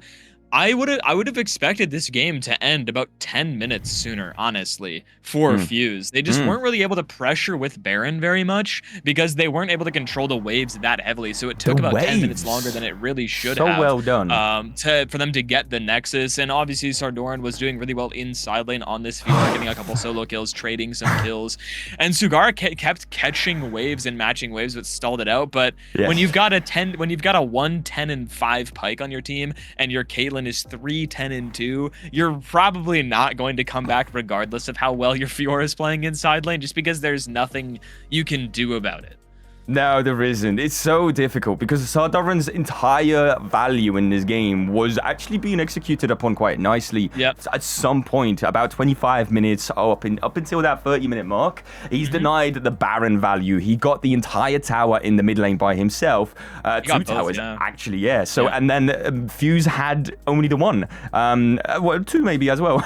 So they matched 2 towers where Sardoran matched 2 without a Baron by himself, right? That all of a sudden was like, whoa, hold on a minute, stole this a little bit longer, and Mind Blue might just be turning around what seemed like the best game I've seen Fuse play into such a challenging environment. Again, this is going into a team that has been doing nothing but successful runs across the entire split. They've gone, like you said, 15 and 1. If you count the 3 losses, they have 3 losses. This is their 4th ever loss. Nobody's given Mind Blue a loss.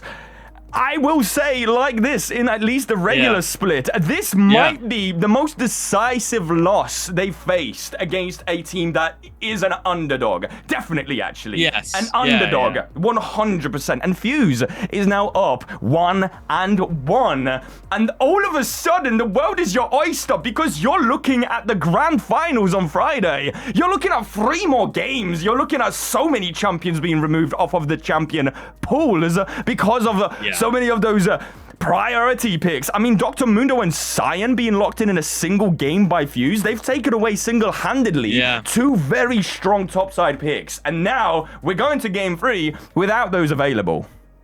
Yeah, for sure. But I don't think we'll be seeing a champion like Pyke again from the bot lane of Mind Blue. Now, I understand what they were going for with Caitlyn Pyke.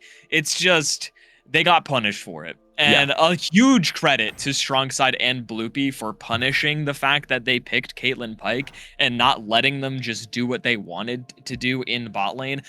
Much of a return to form for this support jungle. Strongside on something with playmaking, but still an enchanter, more of a lane dominant support that allows him to play that way. Like I said last week, he had a really good game on Bard. This game was really strong as well. And Bloopy on something that has playmaking potential. I said it between games. They need him to be playing something that can make stuff happen on the map, and Pantheon is exactly what you want when you're looking to do that. And they just kept going to this bot lane. It's Caitlyn Pyke. If you were able to CC either one of them with a Jhin, they're going to die, and that's exactly what happened time and time again. Meccano with a huge bounce back game as well on the Jhin. I think it was 15-1 and like 12 or something like that in that game. A huge game off the back of some really nice supportive play from Strongside and really good pressure from Bloopy. And Scopes was just kind of hanging out in mid lane. There was the 1 kill early that happened, but nothing really else happened. Zugara was collecting shutdowns, but he wasn't able to get any pressure elsewhere. And a good game from Sardoran on Fiora. A good game from Sardoran on the Fiora, but they were just way too far behind to be able to pressure enough to allow him to split push and try to play for that win con. A really good bounce back game from Fuse as well. Like you said, Mind Blue only had 1 loss to a team not named Snooze Esports before this game, and this loss wasn't a close one at all. It was just Fuse all the way. As much as I said the game lasted longer than it should have, it was still not close at all. No, it wasn't. It wasn't. And yes, it was despite in a slightly different roster lineup for sure. But this time round, is it the value that these players are bringing in because of their individual performance? Obviously, not so much on the Pike. We don't get to see the Pike all that much because of that one. I was hoping it would pop off because wonder. it's very fun when it does. Yeah, I know. It's crazy. When you see those, for instance... The ults chaining, and it's like, Hillisang in Fnatic, right? One of his absolute highlighted picks of the entirety of his career was the Pike, and he was able to do exactly that. It's so fun to watch when you see it perform. But when you see a Jhin that's got 6 levels on the Pike, at some point it's not really when you fun see a to Pike play. walk forward and lose 80% of his HP to a 4th shot, it's like, well, they're just playing. They're playing down a champion basically when Pike gets behind, and that's what you sign up for when you play a champion like Pike, right? You're signing up for the fact that if we go behind, we're just playing 4v5 for the entire game. But if we get ahead, we can snowball this game and end it in 20 minutes. And that's what they're taking the gamble of, especially off the back of their bot lane performance of game 1 and how they played game 1. They're like, okay, we can just do that again. But if we have Pike, we can end the game faster. But the other difference that happens is not just in the 2v2, it's in how these junglers were playing, right? Bluepy put so much pressure on bot lane, picking Pantheon much different than the Mundo, right? Where Mundo can't really do anything early, but Pantheon definitely can and wants to, especially post 6. And Rek'Sai can do stuff early, but Asta wasn't in bot lane nearly as much as he was in game 1. And and as much as Bluepy was. Bluepy especially was ahead of the Rek'Sai all of a sudden. Asta has been pretty much fed his own medicine in that game, and that medicine turned into poison served into Seizo's hands and into Glaciator's hands as well, because those two were constantly under pressure, whether that's a lane gank, whether that's a river gank, whether that's a Grand Starfall gank.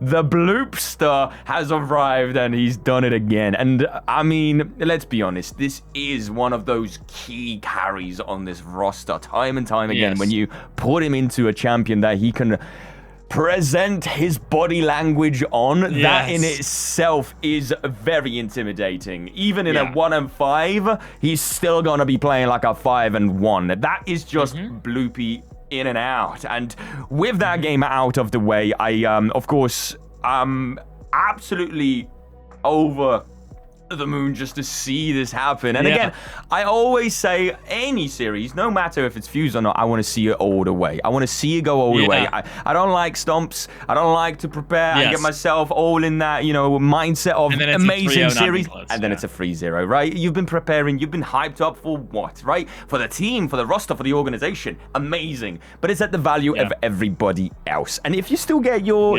reward structure at the end of it, if you still get that win, then everybody's a winner, right? You just gotta come through off the back of that next game. This series has all of a sudden not become a 3-0. Many people have predicted exactly that, and it's happened again and again into Fuse so many times, where from the Taka Ascent series, that was a underdog 2-1 for Taka Ascent. Some predicted 2-0 for Taka. Zenit, definitely a lot of those 2-0s.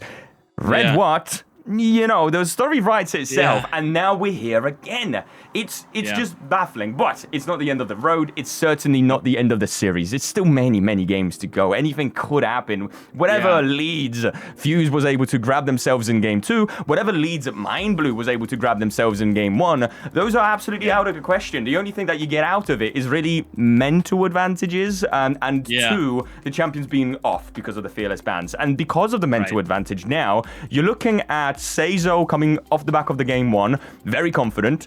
I'm the guy, right? I'm going into this game 2 with a very good Ezreal game. And now Meccano's doing the exact same thing going into game 3. That confidence is so important in a best of 5.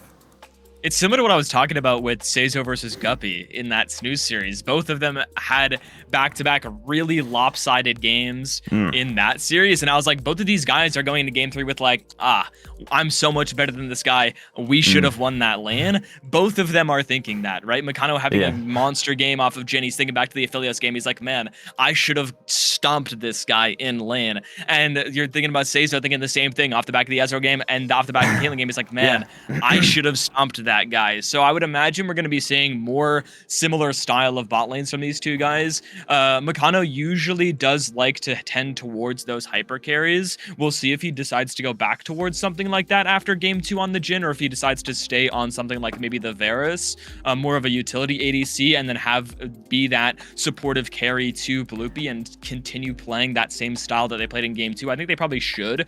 He's pretty good on Varus, so and they like to play that way, so I would imagine they probably stay in that style. We'll see what Seizo decides to do alongside Glaciator, if they want to go back towards that same more traditional style of pushing bot lane, maybe playing something like the Ashe Seraphine that's still up, depending on what side they go for. If they're blue side or red side, will change things slightly. They could go towards the Sivir as well, Lucian Milio as well. Nami's still available. There's a lot of different pushing lanes they can go to still have that same feeling that we're used to seeing from them in the bot lane. But Seizo also quite good on those hyper carries as well, so we might see a little bit of a return to form for both of these guys, looking towards stuff like Yunara, which has been banned both games, Sivir, which is still open. Zeri's gotten pretty good as well recently, and I would like to see more of her. And Lucian is the other one that I know both of these guys like to play a decent amount as well. Yes, definitely. And the Zeri that you've mentioned, we've seen that on Meccano, and he had a very good performance. He didn't get the win, but he had a great game on it as well. So that could be as well, I think, too. There you go, right? So there's something to play for. So many of these champs are, because to be honest, off the back of a Fiora and a Pyke game, all of a sudden that opens up quite a decent pool of champions going into game 3 for both of these teams, really, because you don't get to see those all that much. Fiora had a very good performance, of course, getting that solo kill onto Luke Bingo in the top side. I don't see that very often. We don't see that very often. Let's be honest. I don't think I'm just putting it out there. I do absolutely believe, you can say what you want about rosters, about teams, but I don't think there is a better top laner in this entire league as of right now, and that's Luke Bingo. I said it. I'm very confident with it. Snooze is going to have to write me a check for it. I would say Hatsu, because he had a monster series Hatsu is actually in the chat right now, so you can speak for yourself. Yeah, Hatsu is what I would say is the best top laner. I had him number 1 on my tier list for top lane. So yeah, I mean he's just so good. So I would say. But imagine a game between Luke and Hatsu, right? Just imagine that. But Sardorn's also really good. I mean, we saw how strong he was. Absolutely. In this last game, I do think those 3 guys are the 3 best top laners. I think it top is 3 also, at the end of the day, right? I think I'm blanking on the name of Red's top laner. He's very good as well. Okay, I'm so bad with names. I'll come back to you on that one. I'm blanking on his name right now. I'm so sorry. Spooky. But those 4, too spooky. Those 4 guys are the 4 top laners I would say are the best in this series, and they're on for the top teams.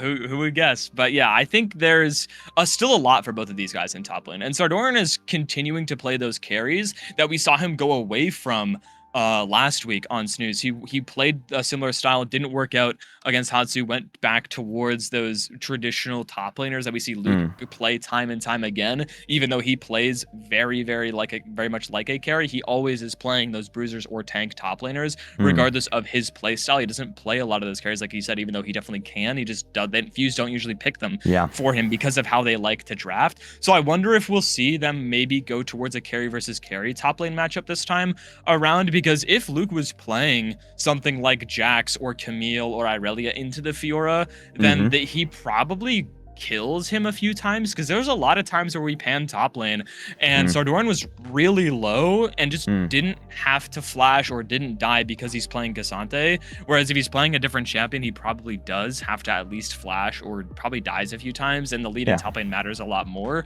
Also off the back of the first game as well, Luke getting a lot of value and Bloopy pathing towards top lane, getting 2 kills on the Sion, a 1k gold lead, but he's playing Sion, right? So he can only do so much with that because he's not playing a side lane carry. So I'm definitely curious to see how these side lanes transition into this third game. I'd imagine mid lane's going to be the same as every game is. Both of these guys good at control mages, good at a lot of different ones as well. So we are going to see stuff like that.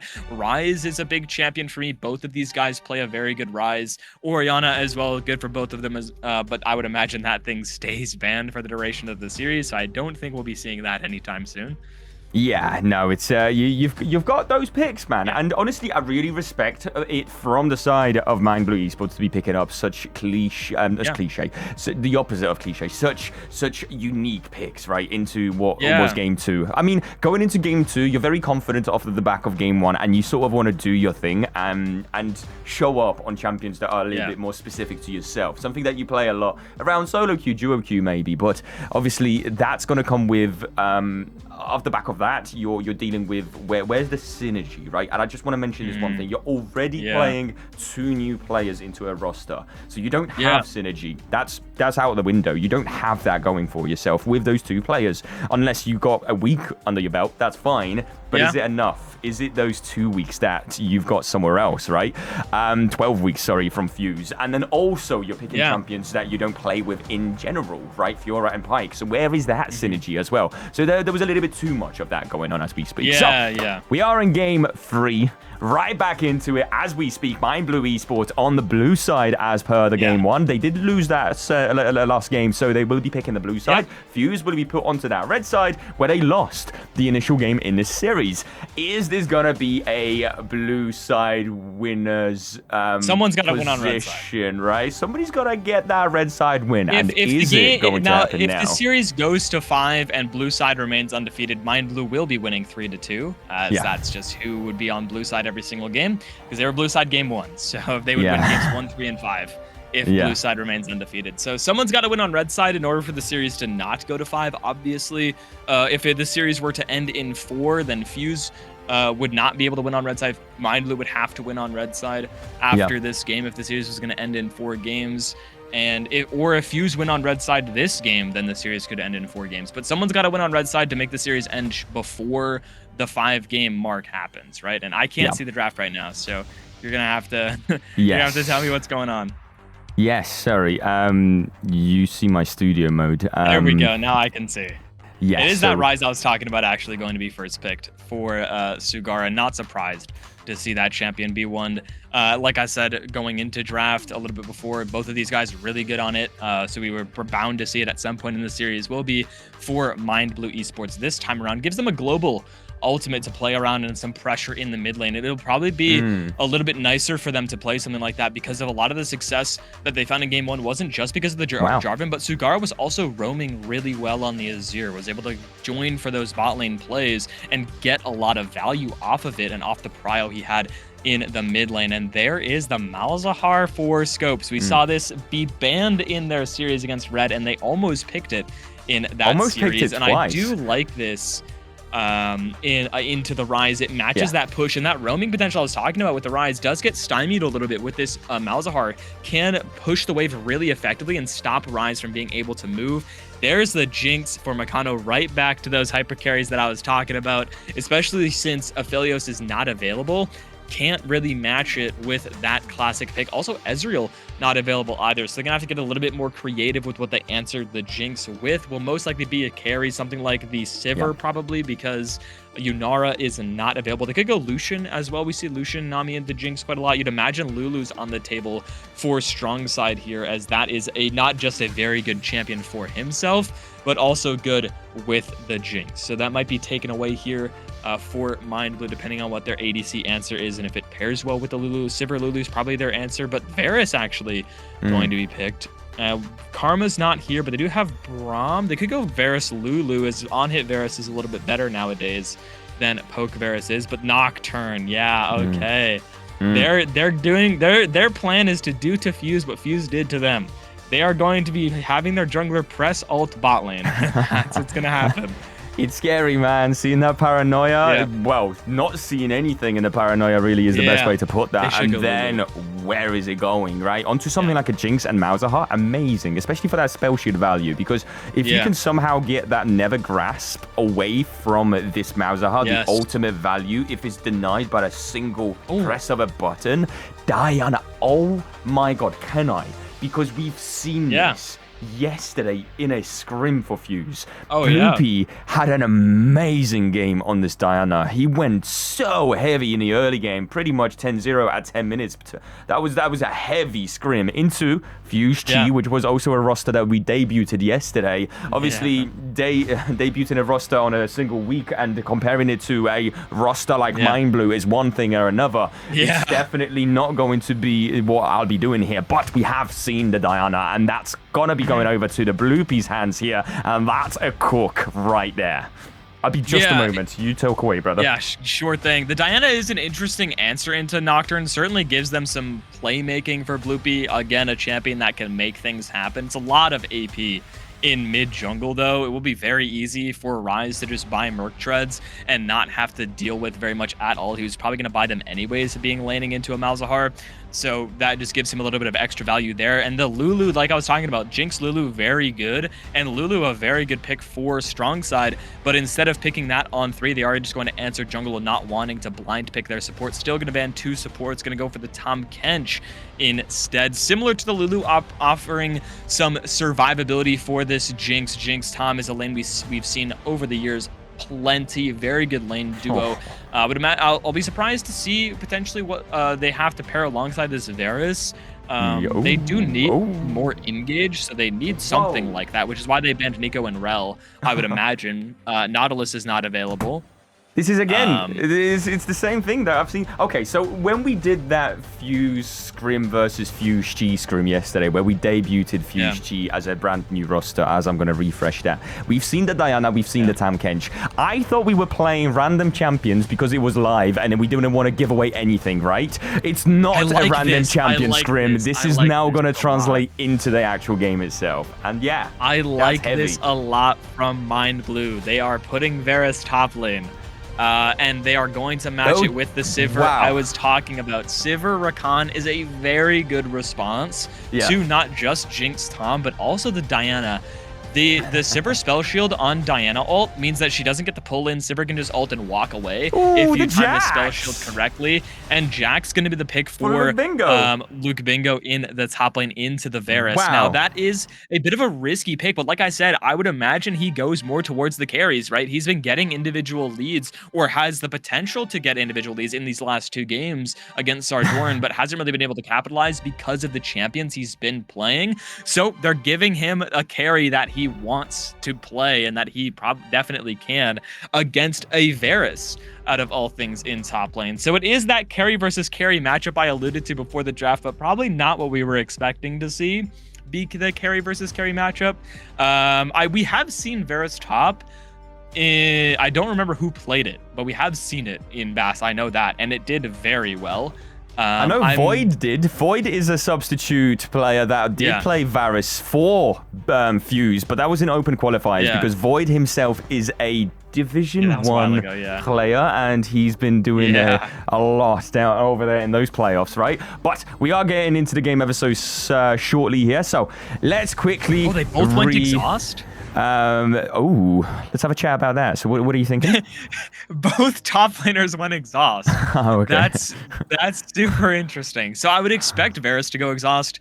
Most ranged top laners do, because you get free TP anyways, and you're not really looking to side lane very much on ranged top laners. So you take a combat sum, get your free TP, and then you can use that just to match, split push, and catch waves in side lanes. So like Vayne top, Quinn top, a lot of them go exhaust. But the exhaust choice for Jax is really interesting. I'm not sure if I like it a lot. Season because 16. when you're playing Jax, you really want to play for split take us in game. That's your we're gonna go into game. We'll see how it plays out. But yeah, when you're playing Jax, you're usually playing for side lane. But we'll see how these 2 teams play as we're getting into the Rift for game number 3. Both teams 1 win apiece. Whoever wins this one will be putting themselves onto match point in the series, but we have a long road ahead of us, at least another 20 minutes minimum before that happens. I would assume a little bit longer based on the champions we've got on our screen. A ton of scaling into this game for both sides.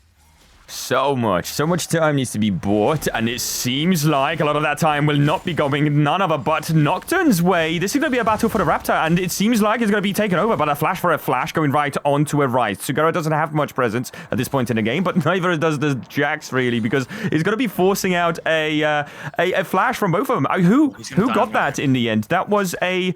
Hold on. He smited the Raptor. Of course he did. I'm thinking it's a Jax jungle. Can I just be already put down down for my mistakes here. Level 2, Bloopy going right in, but onto a fear. This is a Nocturne. He's very strong. Yeah. No flash, however, so we won't be able to catch up, but Sugara will, as Bloopy's now been caught out, but he almost gets the first blood, but it won't be happening, as Asta himself has picked up the kill onto a Nocturne at the very beginning of the game. That is an amazing start for any Nocturne player. Yeah, and that's a really bad death for Bloopy too, because he loses a lot for that. He doesn't lose any camps because it's not like his Raptors, but he went for the invade because of how low this Nocturne was after taking away his own Raptor camp. So he does end up being a camp down at the end of things because he loses his own Raptors and he dies to Nocturne and he flashes, which means he won't be able to do too much early because Nocturne just wins the 1v1. The bonus AD he gets from passive is so strong. He just gets so much more out of the level 2 1v1 than Diana does. Diana really needs to be level 3 at least to really trade effectively, and also because of how much time Luke spent in the jungle but trying to defend the Raptors, he burned both summoners as well, which means Sardoran has a much easier time in lane, can play so much more aggressive on this Varus than he would have had to had Luke Bingo still had flash or even just the exhaust. Yes, it's going to slow down Bloopy exponentially, and Bloopy on this Diana wants to get exactly the exact same start as the Nocturne does in the early game. Both of these junglers want to be snowballing so much, and Nocturne will be taking his 400 gold lead wherever he goes, and that in itself is the best value you can get out of gold in any early game. If you get it on something like an ADC, it only ever takes it down into the bot lane, vice versa for the top side, mid lane, etc., unless you're roaming, but the junglers take it with them. And as they arrive with something like a longsword into, you know, an unexpected overpushed Jinx, it's gonna be a lot of damage. So very, very well done from the Nocturne here. And again, very aggressive. Like he's done it into that first game from the Jarvan Dr. Mundo invade, and now he's doing it again into Bloopy, right? Look at this. He wants to get the most out of that. The flash is not available for neither of these guys as we speak, and it looks like Bloopy's going to be taken out with one more to attack from none other but the Rise. Almost getting a kill, and he will be getting a double kill. An absolutely amazing turnaround. I think Mind Blue has found Fuse's kryptonite, and that's in fact to invade the Bloopster. Yeah, and I really like that Sugara is there to look for that play with his jungler, right? He has Prio in the mid lane because he's forcing it so hard so that Asta can look for these invades on the Raptor respawn.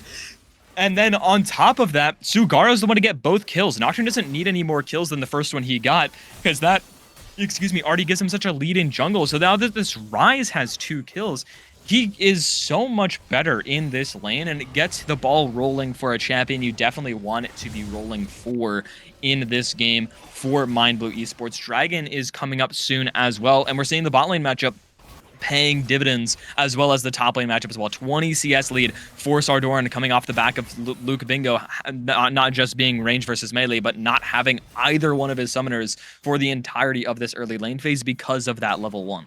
Yes, and now Ghost being procced as we speak. This is by Sivir. Bloopy doesn't have the flash for another 40 seconds. The grenades will be ensuring some sort of a nice little zoning potential. Bloopy does get the scuttle crab as well. However, the dragon has spawned and too much tempo has been won by Mind Blue. So 2,000 gold up at a 5-minute game. We've seen this before and we've seen it in game 1. Now they're going to be picking up a dragon off the back of it, but Bloopy's not quite done yet, at least onto Sugara, but he's level 4. He cannot get in there at all. He's pretty much being removed off the back of this one, and the kill is going to be picked up by Mikano, who's getting excited. And actually, hold on a minute, there's no flash on the Nocturne, so this is going to be a nice little pickup for Mikano's Jinx as well. You get something for your troubles. All of a sudden, you're closing the gold gap quite exponentially, but onto the right target. This is the Jinx, right? So you got something going, but again, Diana has been taken out, and the Rise will be a scary mid laner.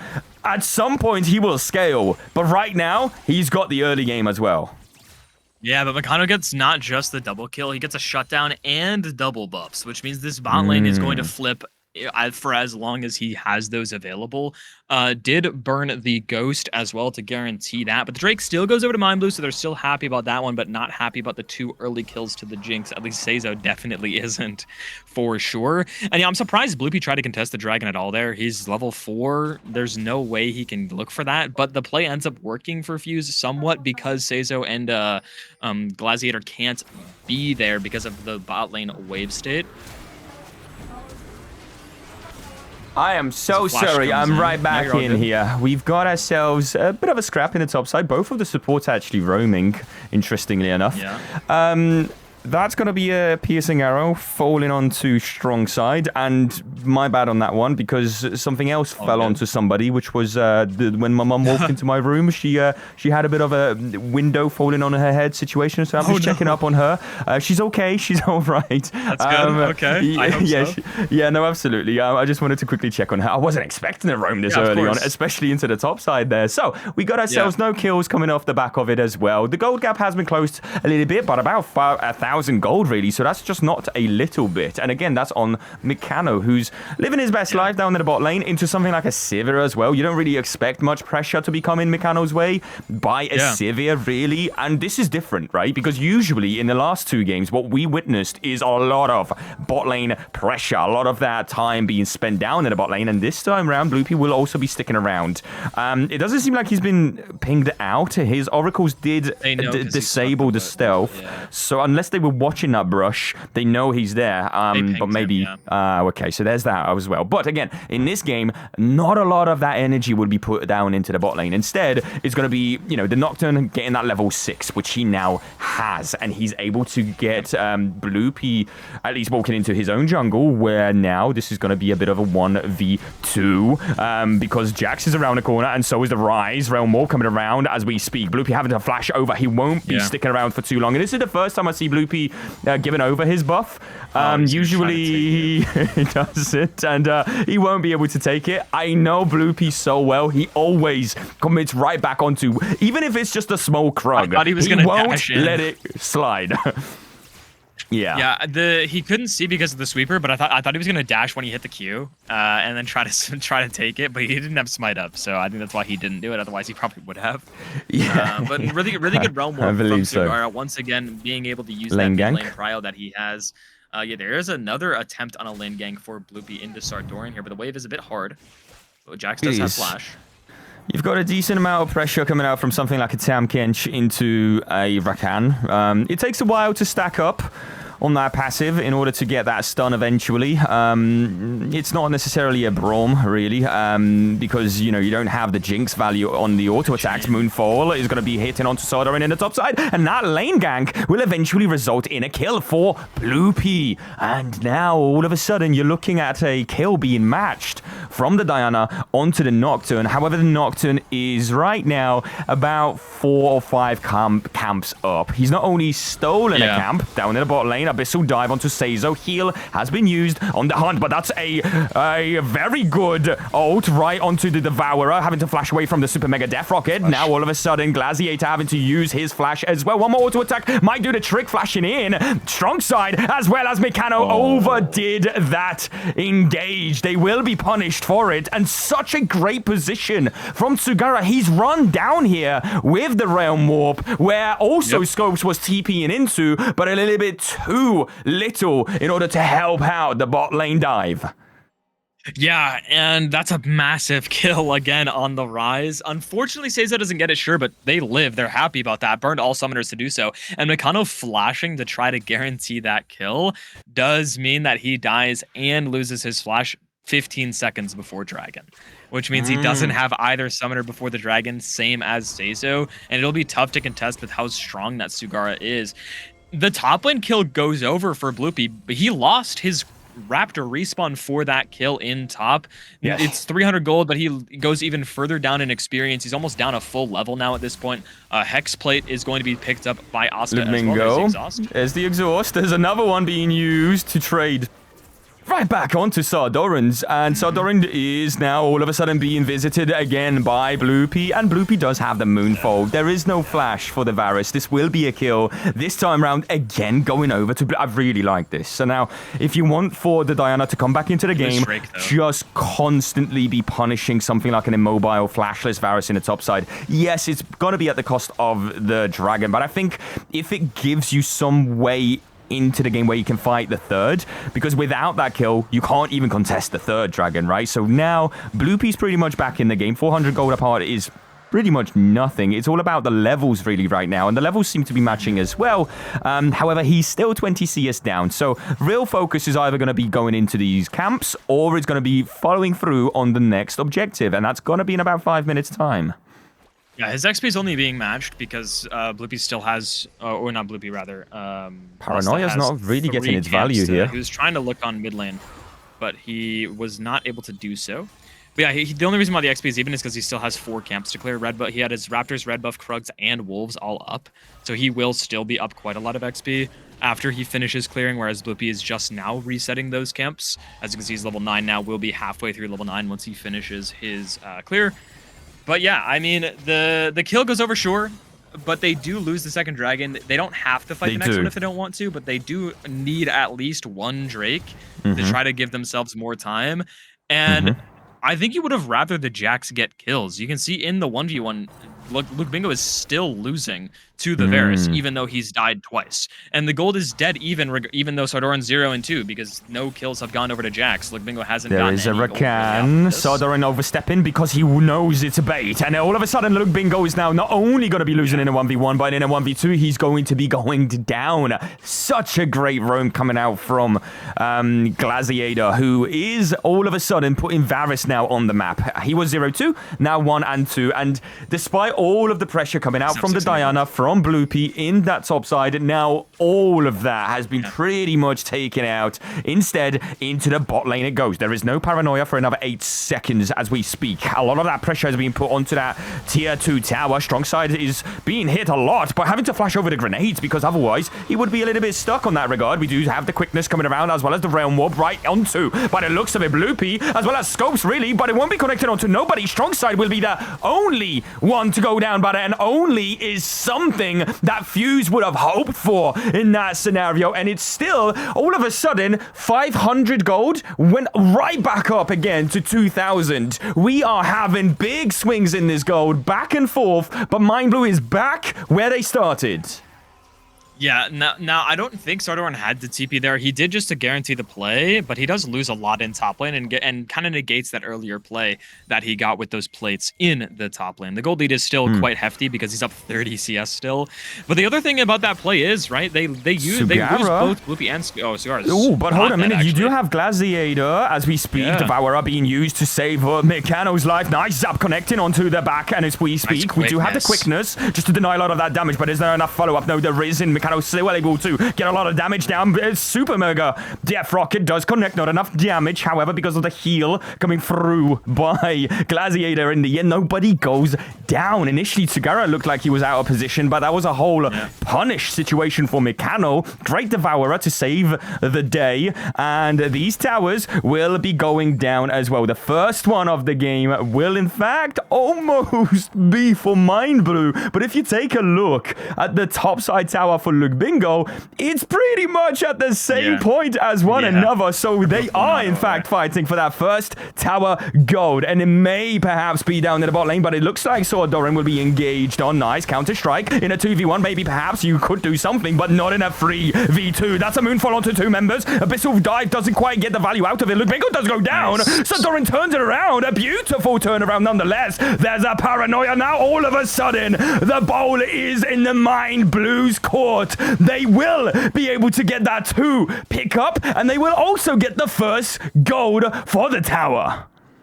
Yeah, now they're the ones with the global ultimate that can punish plays that they're trying to make. The Paranoia guaranteeing a second kill off that play. Really good by both Glaciator and Sardorin in that 2v3. The Chains of Corruption hitting on to Luke Bingo, who was tanking the tower, keeping him there. The buffed piercing arrow as well, gonna get that kill through for him and save his life because of Triumph and the heal from Glaciator as well. And not only that, but they get the top lane tower as well off that play. So now a 5k gold lead for Mind Blue instantly. Now only at 16 minutes into the game as well. And this is a 2-item rise as well at 16 minutes. He's got a fully stacked Seraph's Embrace and Rod of Ages already. And I talked about this while you had to step away in draft, but he buys Merc Treads this game because you look at the topside champions, 3 AP champions, or a very magic damage heavy topside, which means Sugara is so tanky with these tier 3 Merc Treads. Really only Makano can do damage to him, and it's hard for him to find an angle to do so because of the Nocturne, because of the Rakan. Herald is going to be taken, but the Drake will be traded for Fuse, so that is the one dragon they were looking for from the early game, but they'll lose the top lane tier 2. Yeah, they'll lose top lane tier 2, and they're pressuring mid lane here as well. Yeah, and they've just gotten that mid lane tower. Mikano's being engaged, and that's a great quickness with the Grand Entrance. There is a Devourer available. Mikano's very quick on his feet, but is Sugara faster as we speak? Abyssal Dive is somehow putting strong side on the wrong side of that one, and it will certainly be resulting in another tower. All of a sudden, 5,000 gold in the hands of Mind Blue Esports. They're going to be pushing that swing over the fence, as we say, and right now looking very healthy. Yes, the dragon was taken out, but at the cost of, in the last 2 minutes, 4 towers. Yeah, 4 towers, a lot of gold in the hands of the right players. And you're thinking back to the early lead that Makano had. He's now only up 500 gold. Seizo hasn't died at all. Makano hasn't gotten a single kill since the early double kill that he got at level 4. No kill participation since then for the ADC. The only other kills that Fuse have gotten are the 2 ganks on the top lane for Sardorin, and he's up 1,500 gold despite that. Now they're going to look towards the bottom tower, but Scope's going to die. Seizo is being caught out, not for too long, flashing away over that one, but he's still alive, and now all of a sudden, Bloopy's going to have to be devoured, but Seizo is removed off the back of that one eventually, as none other but the Paranoia is going right back in, but onto a quite heavy dive. The quickness is there, but is it enough, really? As the Battle Dance is going to have to take Glaciator out of that one. The Abyssal Dive does not connect, but there is a Never Grasp available for none other but Scopes, and now Bloopy's going right back into the action where the quickness, I thought it was already used, but it will be used to remove none other but Sugara out of this map, and with the Realm Warp, we'll be doing it exactly in that manner.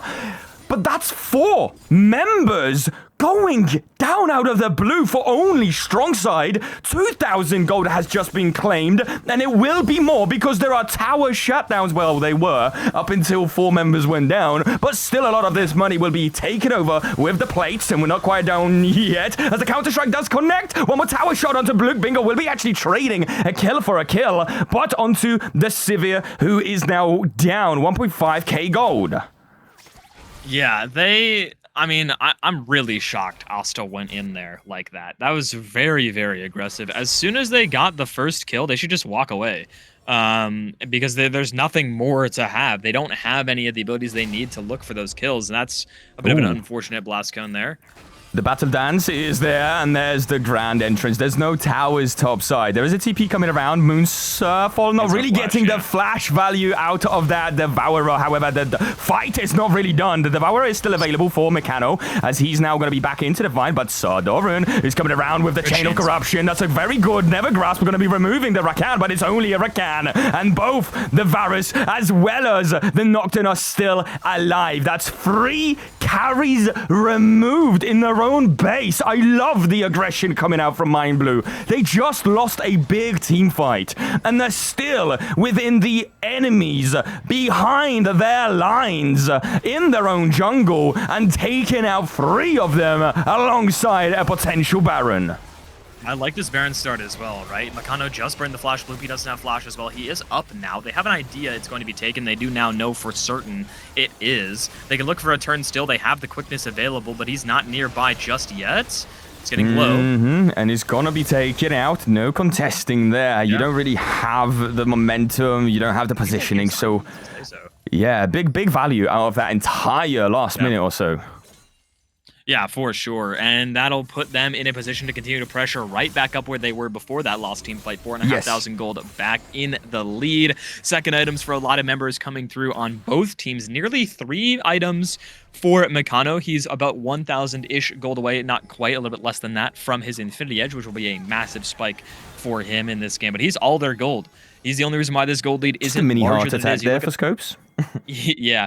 You look at the top side for Mind Blue, they are collectively ahead about 5,000 gold with the 3 of them. And Seizo is still pretty strong despite being behind Meccano. He's 2 items, more items than a lot of the members in this game, or equal to most of them at the very least. I like this pressure as well. The last tower available is this tier 2. They have the Baron top lane tower, is going to be claimed by Luke Bingo in the meantime. But this bot lane tower will be traded over with the Baron push, and the mid lane will be buffed up by Sugar, as well as the Realm Warp to match if anything were to happen. But I don't think they'll be able to contest this is aggressive. So Meccano is just taken out as soon as that happens. Abyssal Dive does get the knock-up, and it looks like Sugara will also be removed, but not before he is doing a lot of damage to Luke Bingo. Bloopy. Luke Bingo himself is actually shoving out a tier 2 by himself. Will get a lot of gold value for it, but for the side of his own tier 2 down the bot lane, where it seemed like a 1-for-1 trade in the end, and a tower will be taken out. That's a paranoia onto Scopes. He's a little bit too out of position in the end. Using the Never Grasp, 70 seconds, I guess you get some value out of that. It's literally 30 seconds when you spawn, so it's not really the worst of times. But what's even worse is that there's a mountain soul point to be grabbed by Mind Blue, and if you're Fuse, eventually these stats will be given a lot of value onto a team who doesn't really necessarily have a true frontline. So if Mind Blue is able to grab themselves this soul after the next dragon spawns as well, then all of a sudden it's absolutely the hardest of team fights to execute for Fuse. Yeah, but you look at the Baron power play, right? They've actually lost gold on it. The initial Baron gives them 1k. It's only plus 300 because of the shutdown they got and the top lane tier 1 and a lot of the plates that Luke Bingo got in top lane. So they only got 1 tower off this Baron push and nothing else for it. Sardarin is way too far. It's a chain of corruption. Yeah, I think he didn't really expect for Bloopy to be around. There's a TP coming as well. It may be a good trade in the end because Sardarin is still alive. He's actually supported by the Rakan. Nobody takes them out. So much has been committed. Look to follow here. They could certainly do that with the Realm Warp at the least. There is a Paranoia available as well, but Bloopy doesn't seem to be quite done yet. Maybe perhaps actually catching out Sardarin as in the mid lane. There will be a tower taken out. Bloopy does have the flash, doesn't want to commit onto the Varus yet, who's still sticking around. And there is no Moonfall, so he's got to be careful, really. Another 20 seconds for the Chain of Corruption, and it seems like he's just buying enough time in order to look for something. Won't be doing it. That is a Bloopy that I do not recognize. I would have expected him to go in for that kill, but honestly, very well done from the side of Mind Blue just to save what looked like a disaster. Yeah, they do get another tower off of it, not with the Baron, but just after, and crucially, Sardarin not dying, but he did burn Exhaust and Flash, so if he does that again, he will die the next time it happens. But good thing for him, Glaciator has TP, so if it does happen, he can TP up there and try to help him once again with that play. But I don't think he'll be looking to use his TP necessarily for that purpose. Realm Warp was used to grab the mid lane tier 3, so a little bit long before that happens to come back up. But this is a very fine Rakan. He has a Sivir nearby. There are 4 people here, though. He's sticking around for a little bit too long, and now all of a sudden there's a Never Grasp. And honestly, that's too aggressive. That's a little bit cocky from the side of this Rakan. Should have just absolutely disengaged. The minute you see the Bloopy coming around, you have got to respect the follow-up. And now in a 4v5, despite not having any priority down in the bot lane, you might not need it. This is a tower shutdown gold, flashing in onto none other but this kill, which will be going over, and that's the Rise. Sugara has been having an amazing game, but this is a Jinx push. This is a 3v5 Jinx push. It will melt towers, especially with a cannon wave and a very tanky Chain of Corruption going in onto Scopes. Now the Inhibitor is not going to be really focused down. Still a Devourer available for Bloopy if he needs to be helped out. There is a TP coming around the corner by the Rakan going right in. The quickness is available. He's looking for something as the Paranoia does find it as well, but going golden for 2.5 seconds. Nice counter-strike into the background. Now all of a sudden, Jinx is able to stand free onto her 2 own feet and look for some sort of pressure. Nobody goes down despite the commitment from the Rakan on that TP spellbook. It won't be getting nobody to kill.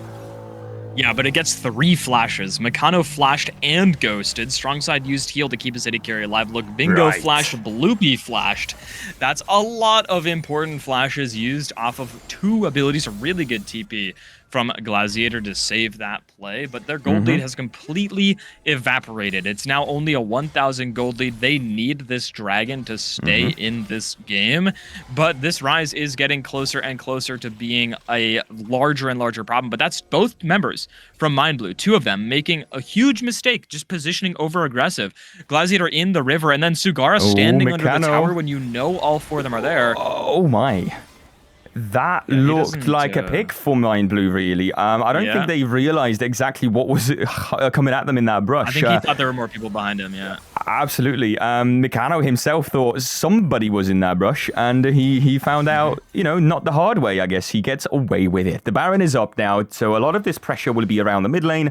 Shoving out these side lanes as well is really a priority, but by the looks of it, there's a slow push happening for... I want to say Fuse eventually down the Nabot side. That's a flash, never grasp onto. None of about the Seizo, and he will be removed. Never mind, that's the Varus. Another AD carry, but one shorter than what you would have expected not to have going into this Baron fight. That's a great commit. The only flash that was available for Fuse has been used in such an amazing manner. Now, you've got Glaciator in the flank position. Strong side positioning himself in such a way. The Paranoia going right in, but the Devourer onto Meccano's already saving his life. Meccano's still standing strong until Bloopy's doing a lot of damage, but it's not enough because Rise Sugara is doing more. That's a triple kill with a Realm Warp to take him around the corner with the rest of Seizo's damage. That could be a pentakill. Sugara doesn't have the movement nor the flash. Scopes, man, come on, brother. Give it to Sugara, or don't, because it's not deserved. You could argue the fact,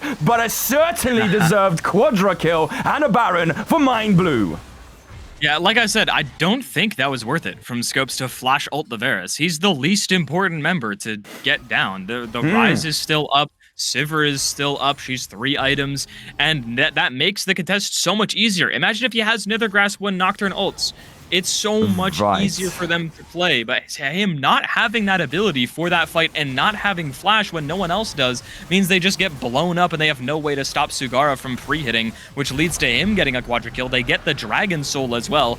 It's now a 3,000 gold lead right back in the hands of Mind Blue, and they got the Baron as well. They were going to lose Baron, but instead they get the Baron, they get the Soul, and they get a death cap for their Rise. He didn't have it for that last fight. He now has 4 items. He will be doing even more damage than he was before. Sugara needs to be studied in this game right now. He's had the best of starts on a champion, which takes 25 minutes at the least to even be online and put onto the map. He had like a triple kill in the laning phase. Now a quadra kill to follow through with it. It's definitely a very scary Rise to go into as we speak, and Fuse has dealt with it in the hardest of ways to find out as well. Now, Baron is taken up. The soul is also controlled with these inhibitors pretty much being exposed in the mid lane, and due to the fact that you are still defending the side lanes, you're gonna have to be split apart into a Nocturne who wouldn't mind being a split apart situation. The Paranoia is being used. Meccano does get devoured by the Tam Kench, and it seems like the tower is now half HP. Another wave will take it out. In the mid lane, that inhibitor, again, exposed. That's going to be pivoted onto eventually, as Scopes is looking for the Never Grasp, but onto a Rakan, really. That's going to be an Abyssal Dive as well. Onto the backline, generic, all of a sudden. No, that's actually not. I mean, I keep mistaking the Rise for everybody else, and it seems like the Rise has been taken out. By the looks of it now, Glaciator, but they're too low. They're really too low, unless they get taken out here. Seizo can't really execute upon that idea to go down. That's mid laner for a mid laner, but at the cost of 2 inhibitors. Yeah, and I don't know why Sordor TP to the top there. I don't think he can do anything with that, so he's just going to be able to walk away there. He gets a couple minions, I'm sure.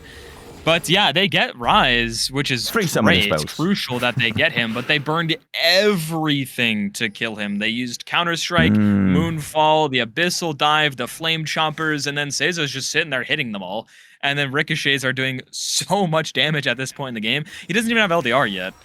He definitely is farming for that. That's why he's taking all these jungle camps. You can see this Nocturne is like, hey, I do not need gold anymore. I have 4 items. My 5th slot is for pink wards anyways. So all of my camps are yours. They need this Sivir to get this LDR to really start to make a difference in these fights when Sugara is getting chain CC'd like that, because it takes a while for them to really start to do damage. But once he gets that 4th item, the fights will start to be even more in the favor of Mind Blue. But they definitely need to continue to capitalize when Rise is getting punished and make sure they're not overstaying their welcome like they have a few times this game. Absolutely. And what's right now getting the most out of his welcome is Seizo, because Seizo is coming back into the game nothing to do with a gold lead, but he's a Sivir, right? He's a Sivir, and eventually he's going to be able to match a Jinx very nicely. 3.5 items onto 4 items as we speak is really not the worst of positions to be in for a Sivir at a 32-minute game as we speak, especially because these inhibitors are pushing in your favor as well with all of these super minions. So that's splitting apart Fuse, as Glaciator will be poked down just a little bit by Mechano himself, who is a level down right now. However, a lot of that wave clear is still up for him. There's no Baron anymore available for Mind Blue. Decent amount of damage coming up from the Varus onto Bluepy there, but it's not going to secure a kill for now, as they are still trying to fight strong for their base. And I don't know, man, I've seen Fuse on a 1 HP Nexus twice in a single series, in a single game before, but I don't know if this might be the one going in on the Abyss. So that's a 3-man Moonfall, and it's going to do a lot of damage. So Doran Fashion over the wall, going golden. It looks like Rakana's being taken out. Another going golden. It looks like the Devourer is going to keep Bluepy alive, and a lot of damage is now still hitting from Sugara. He's been able to pick up none other but the Luke Bingo's Jax, who is certainly now being delivered by the Realm Warp, having to flash away from that one. The root does connect onto Mechano. He's going to be taken out as well. Just have a look at this Rise. You cannot match this presence. You cannot do anything in order to slow it down. Another Abyssal dive onto Sardoran. He's been silenced. He will be taken out, actually, but the tower is the focus until Seizo picks up that kill onto Bluepy. And because Seizo's still standing strong with Sugara, you cannot stop this push from Mind Blue, who are now all of a sudden 2-1 in this best of 5 semi-finals, and next game will be the match point. Yeah, and although it was a little shaky in the mid game, Mind Blue had an extremely dominant early game, and Sugara certainly didn't look back afterwards. There were a few moments in the mid game where a few of them got caught. Sugara was 5-1, and then he was 6-4 very, very quickly, getting caught a few times in the mid game. But after that point, it was all the Rise all the way. Quadra kill at the Baron, and it kind of stems off of a bit of an over-aggression from Scopes there. Like I said, the Flash Nethergrass, not really worth it onto the Varus. Sardoran is not the most important member, not even top 3 in the game for him to find with that ultimate, I would argue. Now, the Chains of Corruption were very good in the end there as well. The Realm Warp underneath the Nexus Towers, the Chains of Corruption hitting onto Mechano there, guaranteeing that kill for Sugara, 12 of them for the Rise in this game. And we've now seen in back-to-back games how much global ultimates in the jungle can impact the bot lane when both of them are playing very, very aggressively. But Mechano got 2 kills early.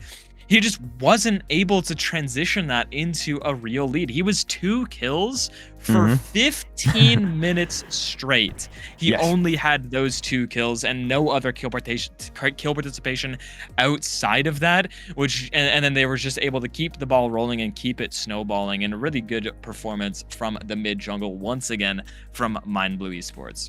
Yeah, really good. Back-to-back games as we speak of the back of this entire series. It looks like, you know what? I will say a very strong game 1 for Mind Blue Esports. The strongest out of all 3, no doubt. It looked like, whoa, this is going to be the entire series, and it wasn't. You turned it around in game 2, and then this game, the closest one out of, I want to say, all of them. Even game 2 was definitely heavy Fuse-sided. It took 10 minutes longer for them to secure that win eventually. They were up so much. But they had that control all of the time. Yeah. This game, absolutely not.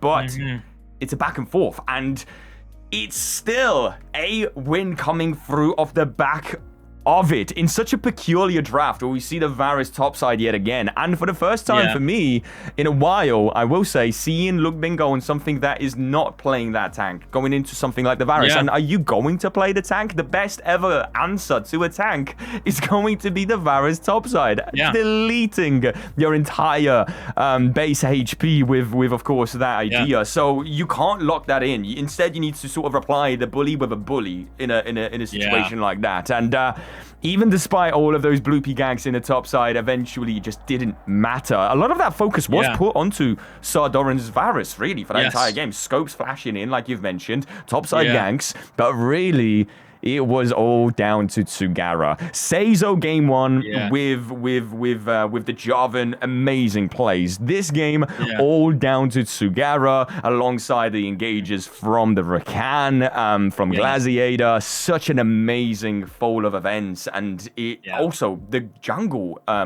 invades from the side of Asta here. So very good. Slowing down Diana so very well in that initial few minutes of the game.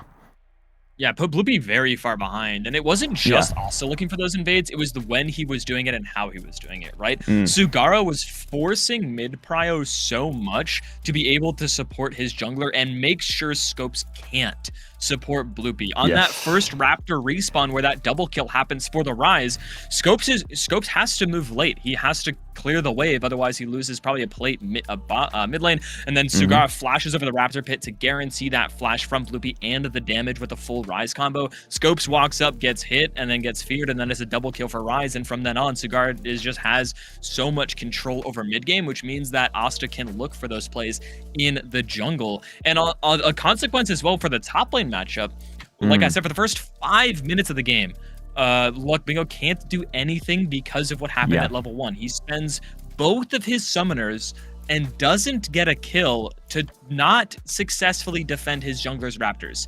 He doesn't get anything for burning Flash and Exhaust, and he loses the full first wave, or at least half of the first wave of minions for doing so, because he spends so much time down there, and he doesn't have TP to go back into top lane after looking for that. So he loses all pressure in top lane that he could have potentially had in the lane for 5 minutes of the game, to where it just doesn't matter. And then the top ganks as well. They got the kills every time, but it went to Diana, which means it doesn't help the 1v1 matchup in top lane at all. Sardoran was 0-2, but he was down 13 gold, which means that it just doesn't matter that he's died, because Diana was also behind in jungle despite getting those kills in top lane. And then the one roam that was really good for Glaciator, getting that trade kill, and then instantly the 600 gold lead for Sardoran, and he never looked back. He was ahead of the Jax for the rest of the game after that point. And he just needed to find the stray piercing arrows, those few chains of corruptions, that top lane 2v3 that turns into a double kill after the paranoia, that then guarantees the top lane tower, and that starts the snowball. But for Fuse, they stagnated this game for a long time off the back of some key mistakes from Mind Blue, and not just the mistakes from them, but the fact that Fuse were able to capitalize on those mistakes. A lot of times when teams start to get behind, they stop trying as hard. When they're in a 5k deficit against Nocturne, you're like, we're just going to get engaged on every time we do something. But they were still looking for plays, and they brought it back nearly to even off of the back of some good punishes. And then Mind Blue reeling it back in, saying, hey, we just need to keep playing the game we played 5 minutes ago. And then they were able to bring it back and eventually end the game.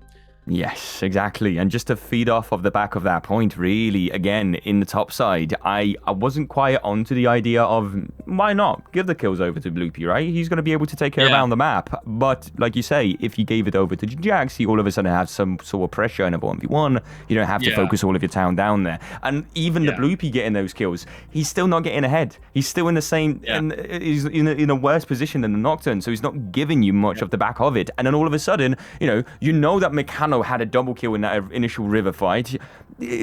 Sort of funnel your resources into that if you really want to escalate something around the map, especially because of the dragons being such a volatile thing not to pick up. You got that one, and then that was it, right? And then whenever you played for the bot lane, it seemed to be going Fuse's way, but Mind Blue, once they got that level 6 and constant pressure from none other but, of course, Asta, constantly getting the jungle invades, the 9 farm, being 20 CS up, and just pushing the Nocturne to the limit into this Diana. By the way, the Diana, which was scrimmed yesterday for Fuse, had an amazing game, but not if Bloopy gets counter-invaded. And that's something that Fuse needs to be aware of going into game 4. As we speak, of course, this is behind us, 3 games now, and this is now game 4 going in a few minutes or so. But I've just remembered 2.5 hours in, and we've not actually had a break. So how about we take ourselves a quick pause on that one? We'll be back with a banger. We've seen this exact situation from Fuse, where they were 2-1 going into Red Watt, a match point away from losing the entire series, and they reverse sweeped their hell out of it. And now they're looking at the exact same momentum here if they get themselves back into the game. If they don't, Mind Blue Esports are your grand finalists. We'll find out after we come back and witness the next draft in a moment or two.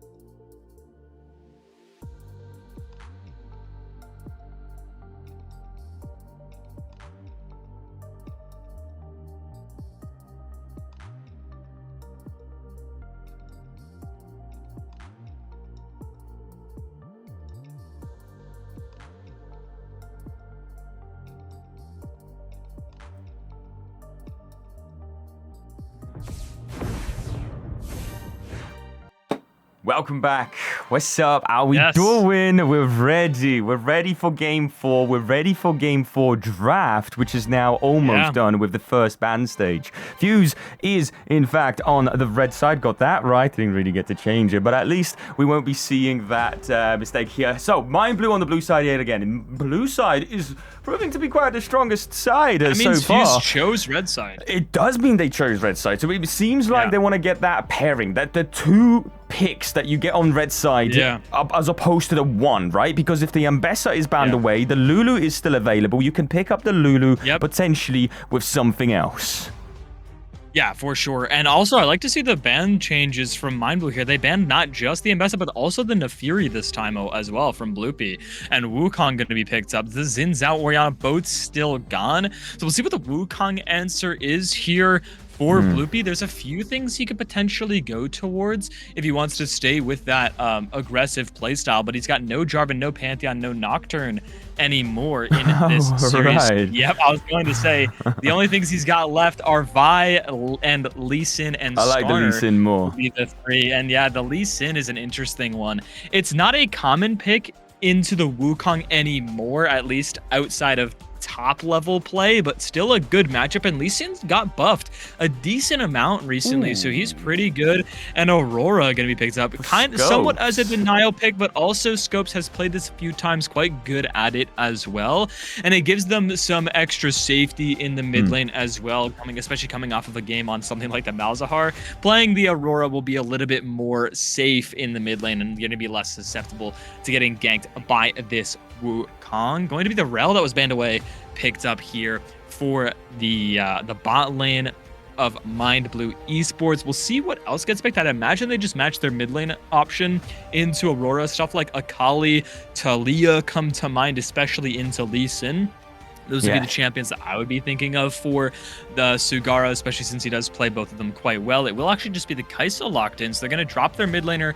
This is technically a flex for Aurora as well, so they're not wholly convinced this Aurora is going to go in the hands of Scopes. Could go top lane, and Xayah going to be the answer into Kai'Sa. Pretty classic, especially when they're playing a pretty heavy dive comp already with Wukong, Rel, and Kai'Sa.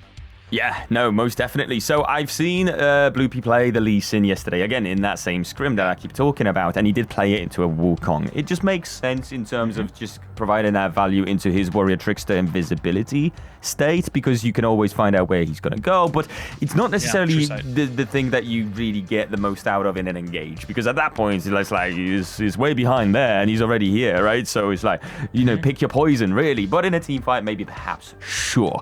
Lee Sin, as well as the Aurora, there is some great dive value within these two champions. It's a good flex ban. Yeah, you're playing for a lot of that right there. The Xayah I like a lot, just to deny that initial engage from what seems like to be a heavy engaged team on the side of Mind Blue.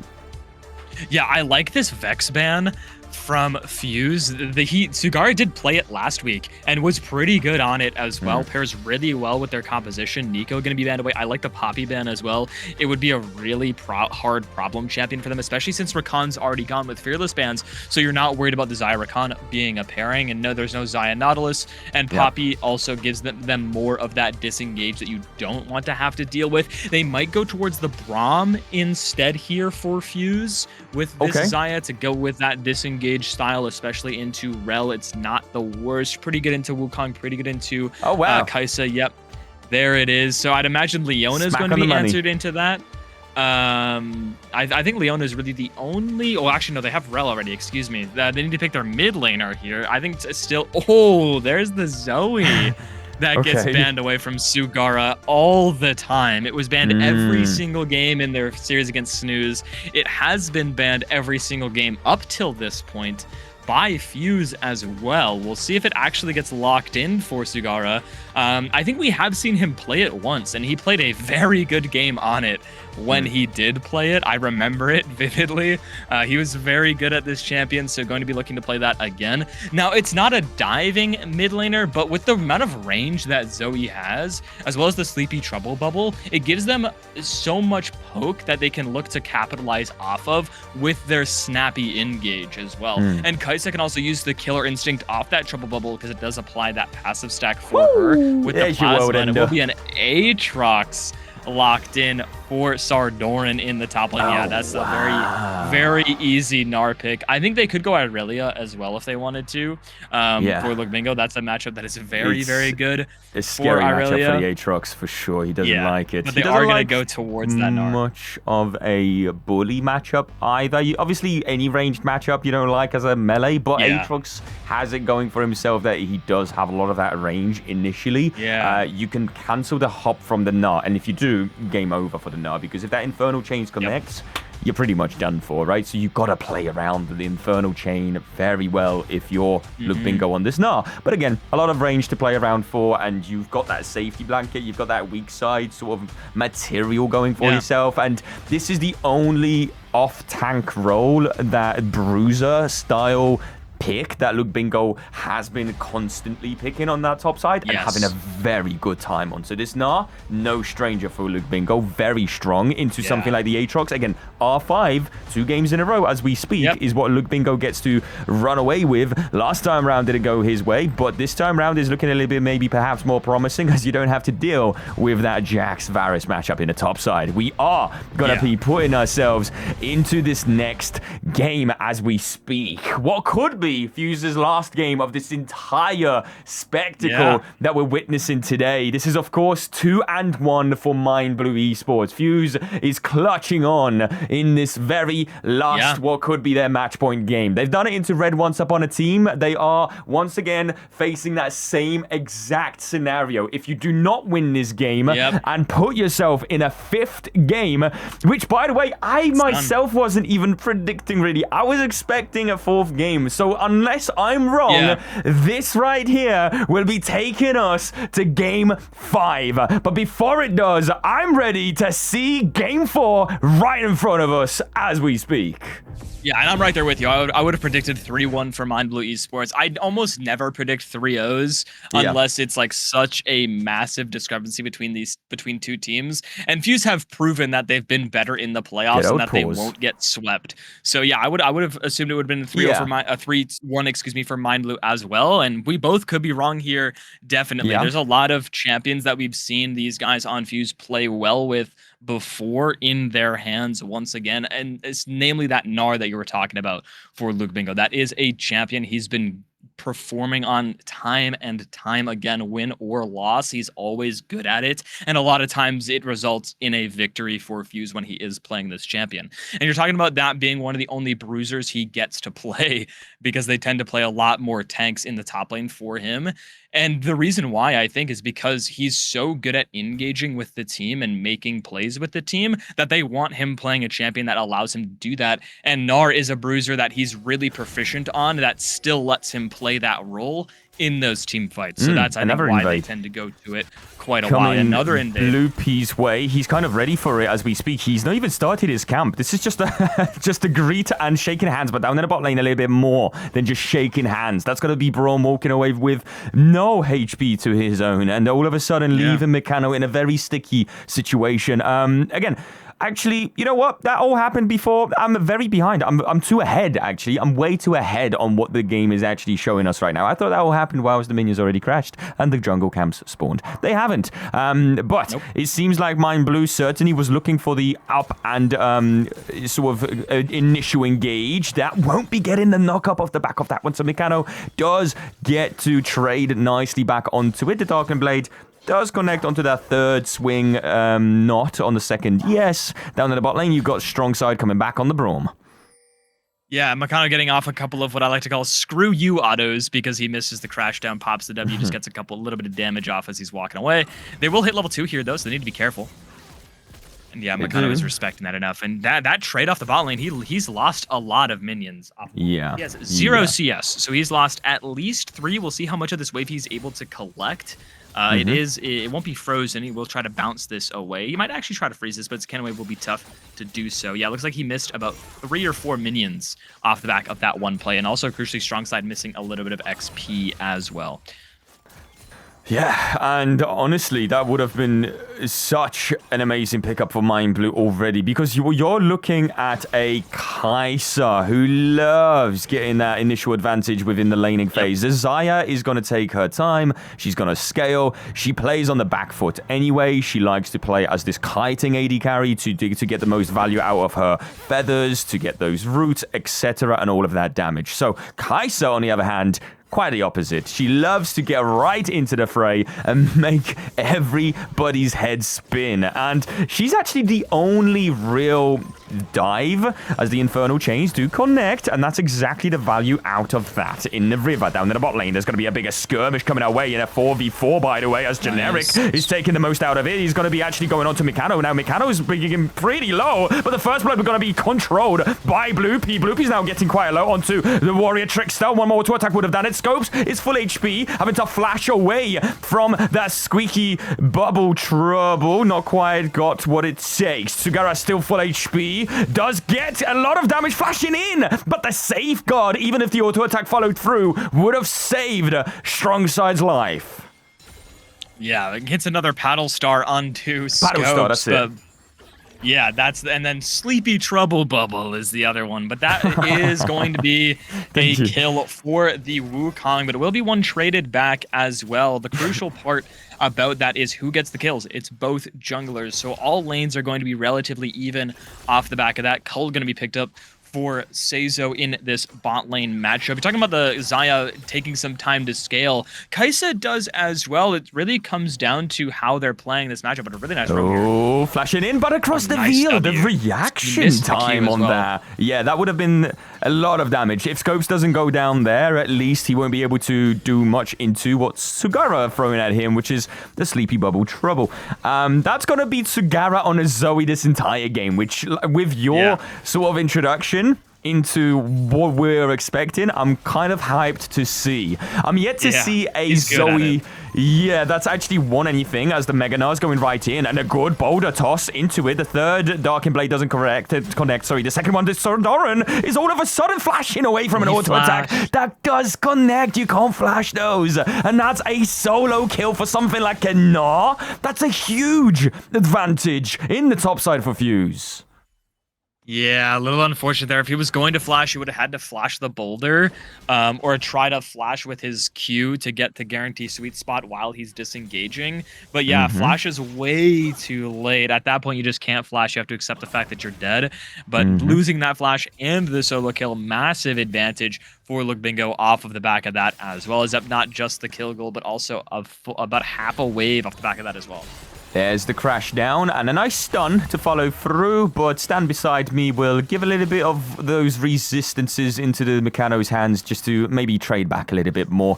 The wave will be crashing nonetheless, so that's going to be a reset eventually as the Dragon is now up. 5.5 minutes into this game, both of the junglers are actually around this vicinity, so they'll certainly be thinking about a much earlier objective than maybe perhaps last game, because last game was about 11 minutes into it when the first Dragon befell us. So this time around, maybe perhaps not, maybe perhaps yes, still not quite picked up yet. Yeah, not going to be picked up just yet. Denying the range creep is strong side, blocking that Bloopy. The Guardian. Yeah, Bloopy's looking for a gank. He is has the thinking about the dragon. Oh, actually, no, never mind. You're right. He does get the safeguard over the wall, and it seems like Glaciator will be just caught out walking into his Sonic Wave. Nice flash from the auto attack. That's going to be a concussive blow onto Glaciator. That's going to be a kill picked up by Meccano. I love the follow-up from Strong Side there. Just get the value, the most value out of the Winter's Bite right there. Now they're going to be able to turn around onto a 6-minute dragon. Yeah, a really good creative angle there from Bloopy. Like I said, he has that safeguard over the wall with the ward, and not only does he get the gank off, he also wards the Tri-Brush as a consequence. So hey, you give your bot lane some vision, and you get a kill. Crucially, the kill goes over to Meccano, and they're going to get their first dragon of the game, so off to a really good start. And I like that Bloopy is putting pressure in the bot lane once again. That's been the deciding factor in every single game thus far, except for really the last one. The game 3 was really the first game where these ADCs didn't have a huge performance, but Seizo still had a pretty solid game on the Sivir, and Meccano was playing the Jinx pretty well. So that game not decided because both of them were doing pretty all right in the game, and one of them wasn't demonstrably ahead. But Bubble does actually hit him, I think. There's a Mega Gnar coming around, and he's actually going to be spotted, and an Ignite will do the trick. Just like that. I was about to praise the pick from Scopes onto this Aurora. I don't usually see him on such an aggressive side laner because he's very safe in a side lane on this pick. Put it into a Zoe. Yeah, Sugara is absolutely living his best life right now. He's constantly up in that tower. Now, top side, what do we get out of Bloopy's positioning all of a sudden? Sodoran doesn't have the flash. Lubingo does. Maybe perhaps going for the flash itself onto the Gnar. And that's going to be the end of the story, really. Who's going to pick that one up, really, is the real question, right? I would presume Bloopy because he likes to get that snowball lead oftentimes. And this time round, it makes a little bit more sense because the Gnar's already ahead. He's in a weak side role, and he's going to have a decent time nonetheless. Yeah, this time it makes a lot more sense that the Lee Sin gets the kill, right? Because look, Bingo's already in a winning matchup. He's already got the solo kill, and he's winning in isolation. So you might as well give the Lee Sin the kill, keep him snowballing, and Lee Sin needs the gold. I mean, Diana does too, but in that game, would have made more sense for the Jax to get the kills. But now, with Bloopy being 2-0, he's really strong, has the Eclipse already, and he's looking for another play in the bot lane with his wave crashing. Seizo could be in some danger here. He could be. Bloopy is back on his full clear from bot to top, and because of this, the Wukong will be grabbing himself the first objective of the game, as well as the Void Grubs will be uncontested, all three of those. And now in a game where you have three melees actually. Nice, back on that route, going back onto the crash. However, the Featherstorm will be all of a sudden forcing the flash from Generic onto the rail. Seizo has his flash of his own, actually. Strong side is getting quite low, but a nice disengage. Honestly, this could be a turnaround until Seizo gets that tower dive, but into a brush that doesn't have any vision. He's gonna get stunned as well, and now Tagara gets the concussive blows onto a stun as well. As we speak, that's a kill for Bloopy twice, and a kill for Meccano. What a turnaround, but he's overstaying his welcome. Maybe perhaps even now Strong Side, who could be the next engage, but all of a sudden, so I think Bloopy will be very happy with a trade for a double kill, and I think Asta will be also, because you've got the value from the true side. That's what's gonna happen with a Wukong matchup. But that's 3 kills for Bloopy. Yeah, a little bit of a mechanical mistake there from Seizo with where he directed the Killer Instinct, going up instead of into the bush below, which means he loses vision. Great kick. He goes right back in. Are you kidding me? That could be the play of the game, or it could be the one that makes you really question your decision. He's going to stay alive for a moment longer, but Seizo has to back where Meccano does not. You do have Asta coming around the corner to maybe perhaps serve Meccano with the same medicine, but it's with Strong Side by his side. Meccano is now going to be able to shove out a whole wave, and a couple of plates will be secured. Yeah, Bloopy would have died, but Seizo's W hit the cannon somehow. I'm not actually sure how that hit the cannon instead of him, but Bloopy would have died if it didn't hit the cannon minion, which is a little unfortunate for Seizo there. But thankfully for Bloopy, he doesn't. So now he's now 5-0 on this Lee Sin at 10 minutes time, but it's only a 1k gold lead, all things considered, because of the CS differences in some of these lanes, especially mid lane. Yes, there's a lot of that. 15 CS as we speak. Seizo having to walk away from just a Winter's Bite. There is a lot of power coming through from the rail, as well as Zoe. They were actually roaming back into the bot lane. That's another Sleepy Bubble trouble with a Paddle Star surely around the corner. No, because the big ass, that's a swear word. That's the first one of Benelux series and the last one. That's going to be me going somewhere eventually. So we got Scopes being engaged on, however, in the mid lane, having to flash away from the next Sleepy Bubble trouble. You can just see the emotions coming out now, because this is still a big stakes game for me and for the boys, and in a 2-1 right now, they're not doing too bad in this 4th game. Yeah, definitely not doing too bad at all. 8 kills already. They've got the first dragon as well, but still a long ways to go before they're truly in control. It's all if Bloopies can keep the ball rolling. They're only up 1k. It's slowly getting higher and higher. If they're able to secure this second dragon with the lead that they have in bot jungle, then they'll really be in control.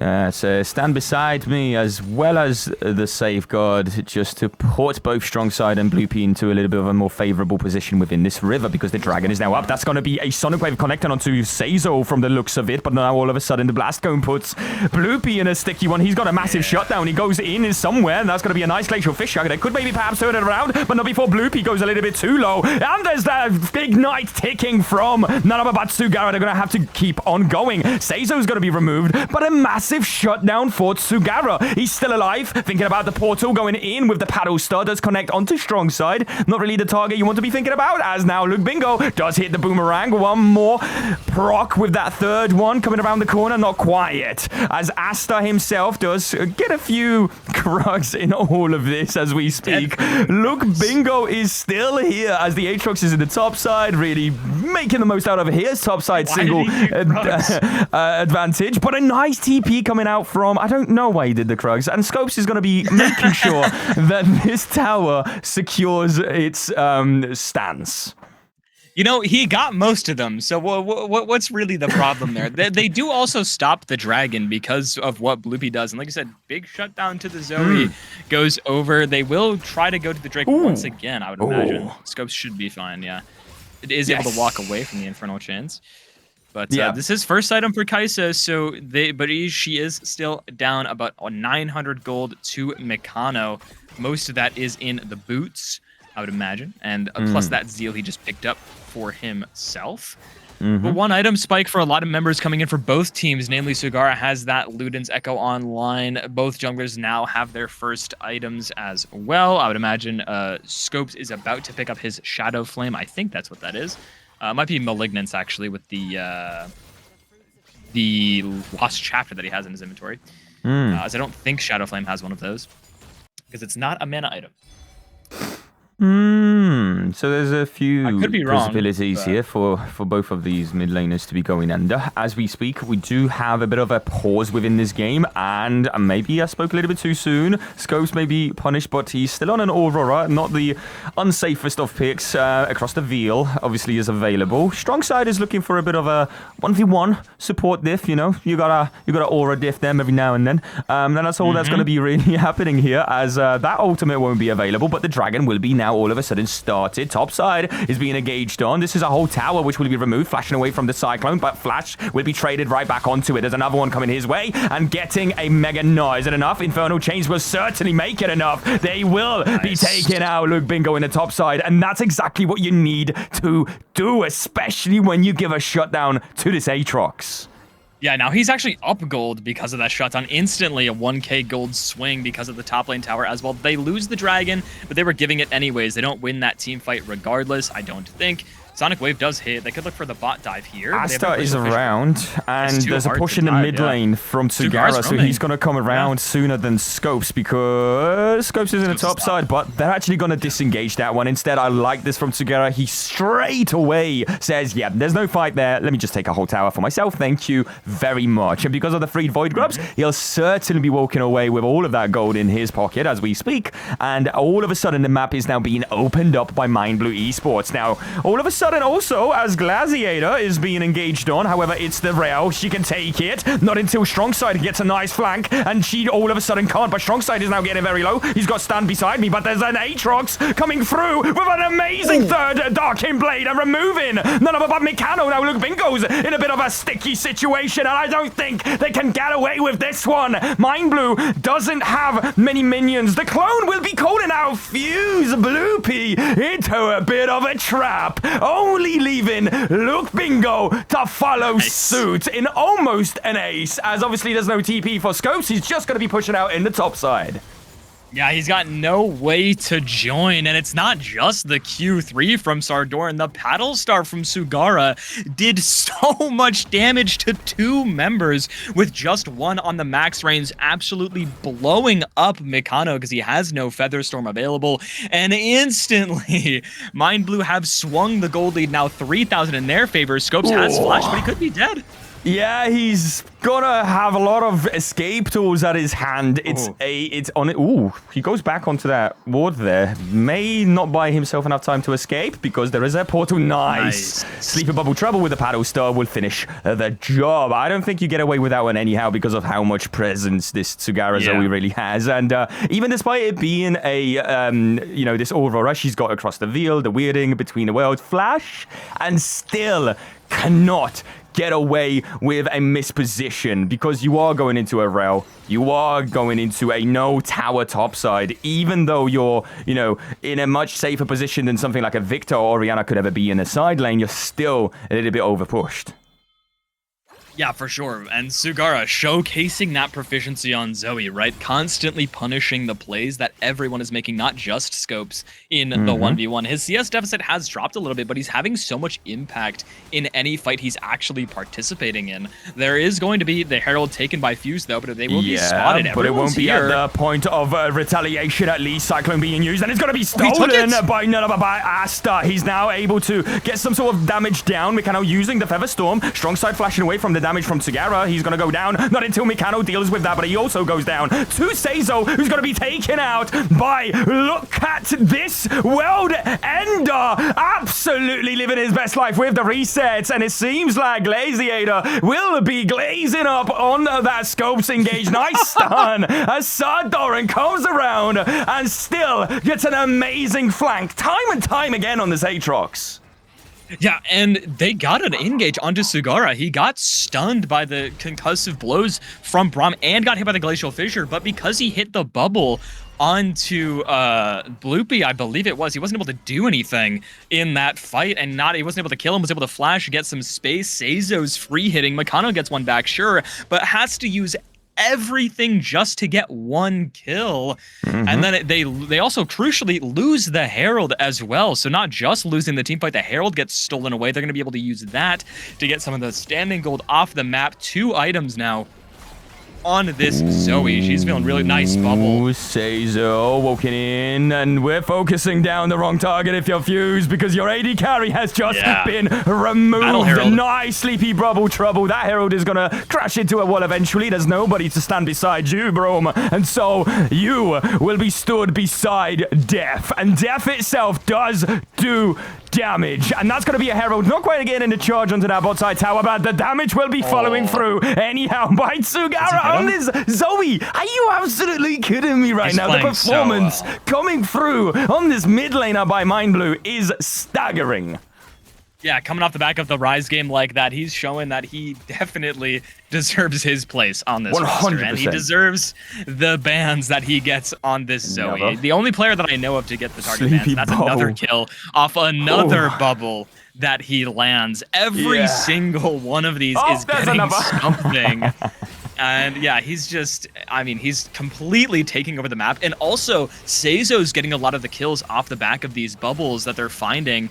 And, almost hitting the paddle star there onto Mikano. That one not through a wall, so not going to be extended. But now Seizo has a 2,500 gold lead in bot lane.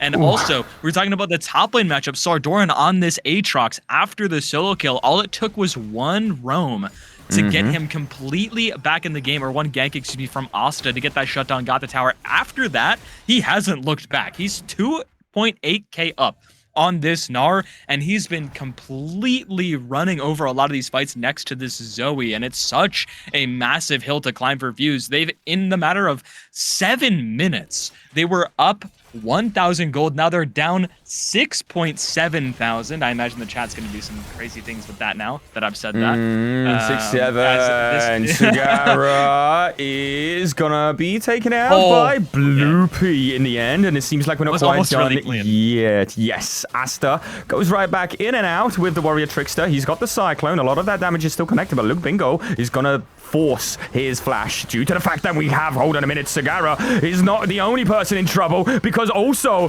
none other but the Wukong. But now the World Ender actually going to be retaliated on as the Aatrox is taken out. It's a massive shutdown to put onto Mikano. They're not quite done yet. They should be, but they're not going to be. Magnet Storm going right in. It looks like Seizo is getting the most out of his value. Nice Unbreakable, really, but the dive from the Killer Instinct going in as Seizo is not done in this series. He wants to get his value, his spotlight, his ace, his quadra kill. He got tired of his mid laner getting all the credit. That was so well played by both of them in this bot lane. An amazing 3-man crash down from this Rel to find that engage. I mean, Glaciator's found some great engages in the last 2 games. I love how we're just calling him a Glaciator now. And on the Rel. And then Seizo to have the confidence, both of them to have the confidence to look for that in a 2v4. They know there's no Featherstorm, there's no Gnar ult, there's no Glacial Fissure. They have to stop them. There's going to try to stop them now, though, on this Baron, but I don't think they can. Arriving Doran, there was a big shutdown for Mikano. He's not quite here. However, going right back into that fight, the Baron will be secured. Now, Bloopy's getting that stack on, but Doran does have the Mega Inferno. Something World Ender is what's that's gonna be. In the top side, that's gonna be Lugmingo still fighting across the Wukong, who's actually taken out. Strong side does have the stun beside me, won't be able to use it, but it doesn't matter because Mikano is now being removed off the surface of this map, and it's only Lugmingo remaining. He does hit the boulder, but there's the killer instinct to just reposition, and that means that Seizo will get the value. He'll get his time again with Sugara finishing it off, and we are looking at some sort of short death timers here. It's not quite done yet, but Mind Blue is 11,000 gold up over Fuse in the match point that they need to get into the grand finals.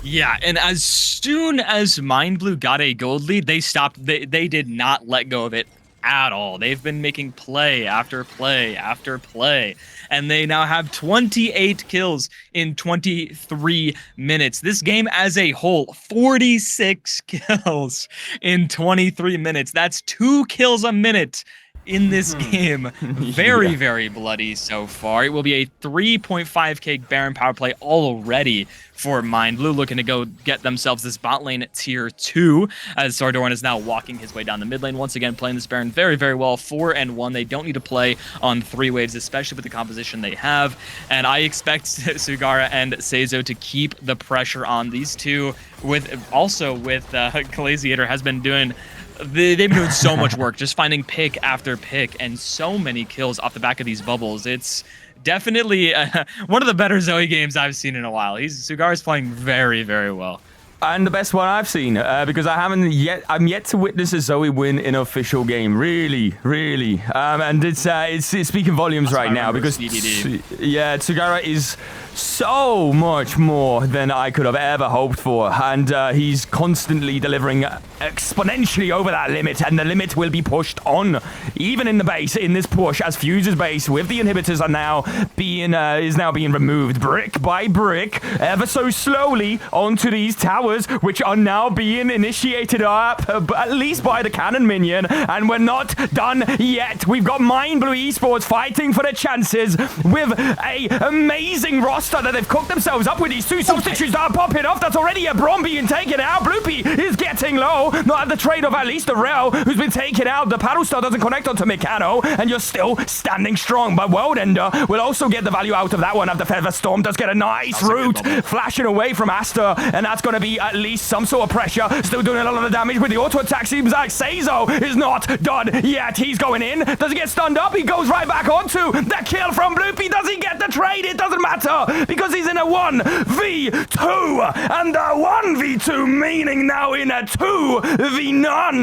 Never mind, we got strong side coming around. These are very low champions to go up against, but the Nexus will be the focus, not before another ace, not before another kill, another explosion on the Nexus. Nexus itself is done, and so is Fuse in the Benelux Ascent series, because Mind Blue have done it. They've kicked out the roster, and they will be moving on to the grand finals against Snooze Esports on Friday.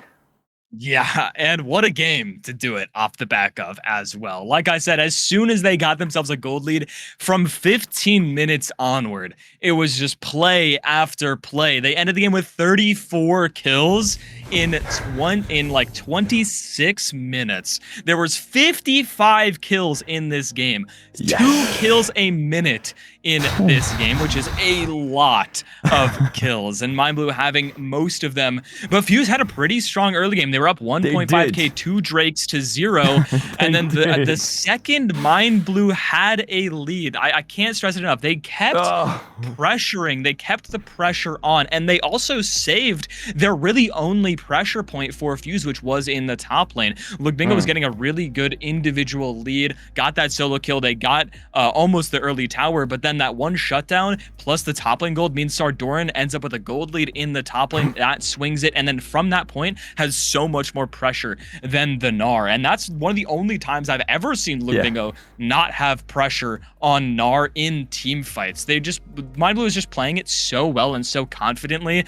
As soon as I saw that 2v4, I knew they were winning the game. Regardless of how much time was left, they had won at that point. The confidence for the two of them to go for that play when they could have lost the game off of it. If they go for that and then they die, they lose a lot.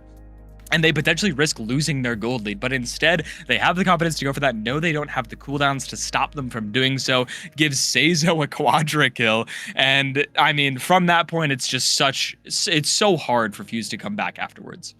It is, but what a comeback has it been for Fuse for this entire split, really? Because let's really think about what we've just witnessed. We've witnessed a roster that's gone into this entire split, this entire regular season, and this is going to be a moment for Fuse, and then we'll give the big moment that, to be honest, Mind Blue already had here, and we're going to make sure we're going to reward that because they deserve it. Right now, I want to say big congratulations to Mind Blue, but also to the Fuse roster here. They've come into this entire regular split, not being an organization within Benelux Ascent Series whatsoever, and then introducing themselves within this scene just out of the blue, coming in from a very strong open qualifiers, really fighting against 30 teams, and only 8 have made it into Div 2. And the 8 that did make it was Fuse on the 8th spot as the 8th seed, into Mind Blue, who was the #1 seed until the very last week of this entire regular split, until the snooze games. And then the 6th seed for Fuse, and then the 4th seed for Fuse. Every time there was only ever so many openings to be on the standings, 8, 6, or 4, Fuse was at the very last stance within that regard. And even here, in that top 3, they've come true to their name. They've delivered on an absolutely amazing series. I think everybody should be absolutely proud of themselves, doing very great games back and forth. The first game being the absolute biggest victory from Mind Blue, and the 4th, in my opinion, second runner-up off the back of it. And that's off the back of an amazing solo kill for Gnar, who was then down 3,000 gold because the Aatrox came back into the game. That's off the back of Bloopy being 5-0, and then being down 1,000 gold because of how much priority this Wukong really had in his positioning that Asta really secured. Sugara on this Zoe coming in clutch, not losing a single momentum. Tempo was always in his back pocket into Scopes, who had an amazing time throughout this entire series as well. Down in the bot lane, where Mikana was able to get a decent amount of pressure, even despite losing that initial 2v2, coming back into a decent laning phase, but not being enough because Seizo decided to bring himself online and get that quadra kill to match the previous quadra kill that Sugara had on the Rise game as well.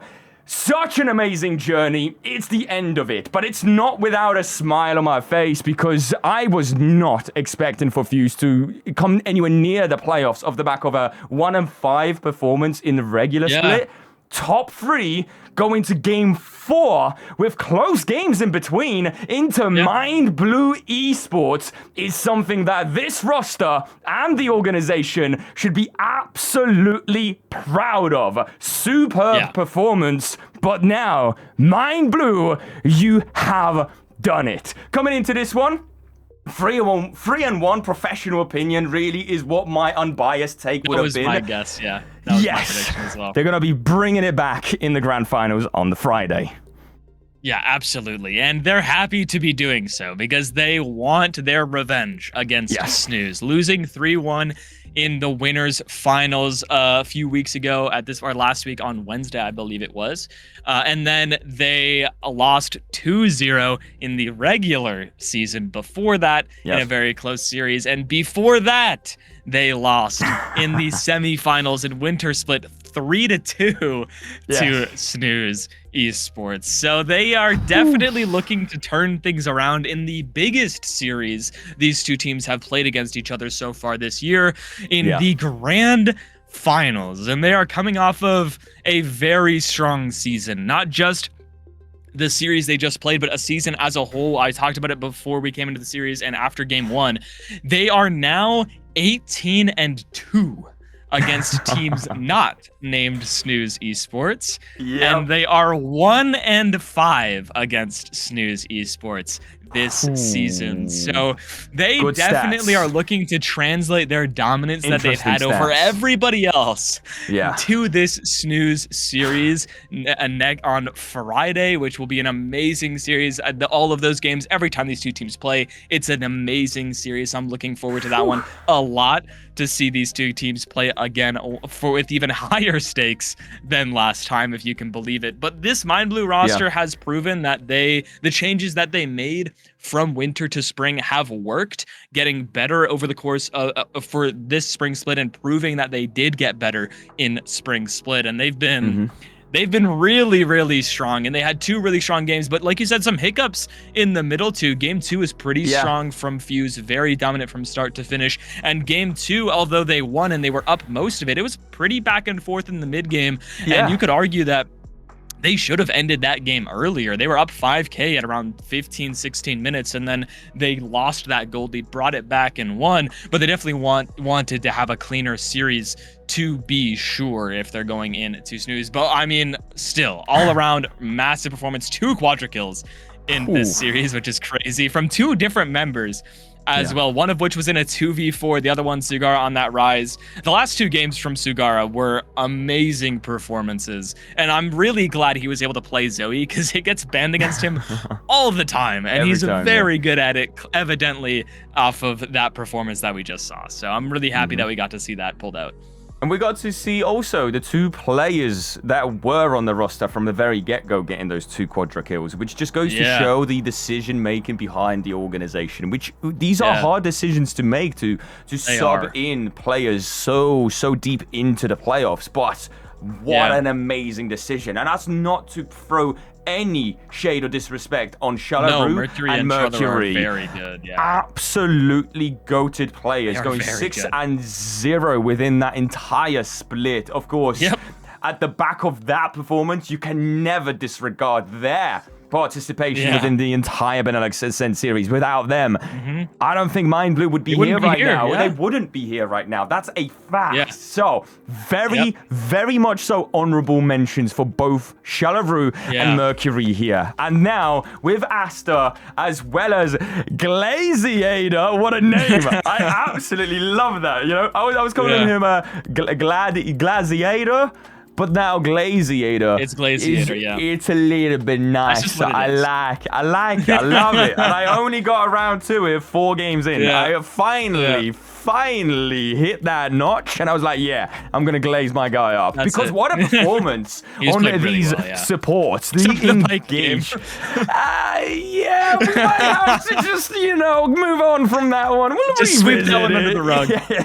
Quick one. I mean, that's it's a game 2 2, they're going into it thinking they're probably gonna 3-0 fuse at that point, right? Everybody's thought it, and they're gonna like, you know, play something fun, play something whatever's, and there's a reason why the Pike isn't played in team comp, because again, he's a bit of a one wonder show. It doesn't really result in the best of times, unless you hit that hook time and time again. But when you don't, it doesn't. So with that out of the way, we got ourselves our grand finalists, and the grand finalists are yet again, like you've mentioned, very beautifully done. I couldn't have said it better. The stats are interesting: 1 and 5, or 18 and 2. What? Crucial information to take into that grand finals, but with 2 changes. And I think Aster and Glaziator are going to be going into this one with an enormous weight on their shoulders, but I think they can carry that load. And I think we're going to once again see the Mind Blue that we got so used to seeing in these playoffs, because Snooze and Mind Blue is a tale as old as Benelux Ascent series. And it's only 3 splits, but it's as old as that. So you're looking at these 2 rosters constantly meeting each other in the grand finals. They did it in the winter split, and they're doing it again in the spring split. That's exactly what's on the TV. That's on the schedule. Get yourself some popcorn, because it's going to be an absolute banger. We got a 1900 CEST this Friday. Snooze Esports as the #1 seed against Mind Blue Esports, who were the #1 seed until Snooze dethroned them, and now Mind Blue is here for their sweet revenge. Served cold, however. It's been a while. Yeah, certainly has, and they're looking to serve it for the first time this year. Like I said, they have been yet to get their get back, and it's been more dominant as the series have gone on from Snooze's side of things, right?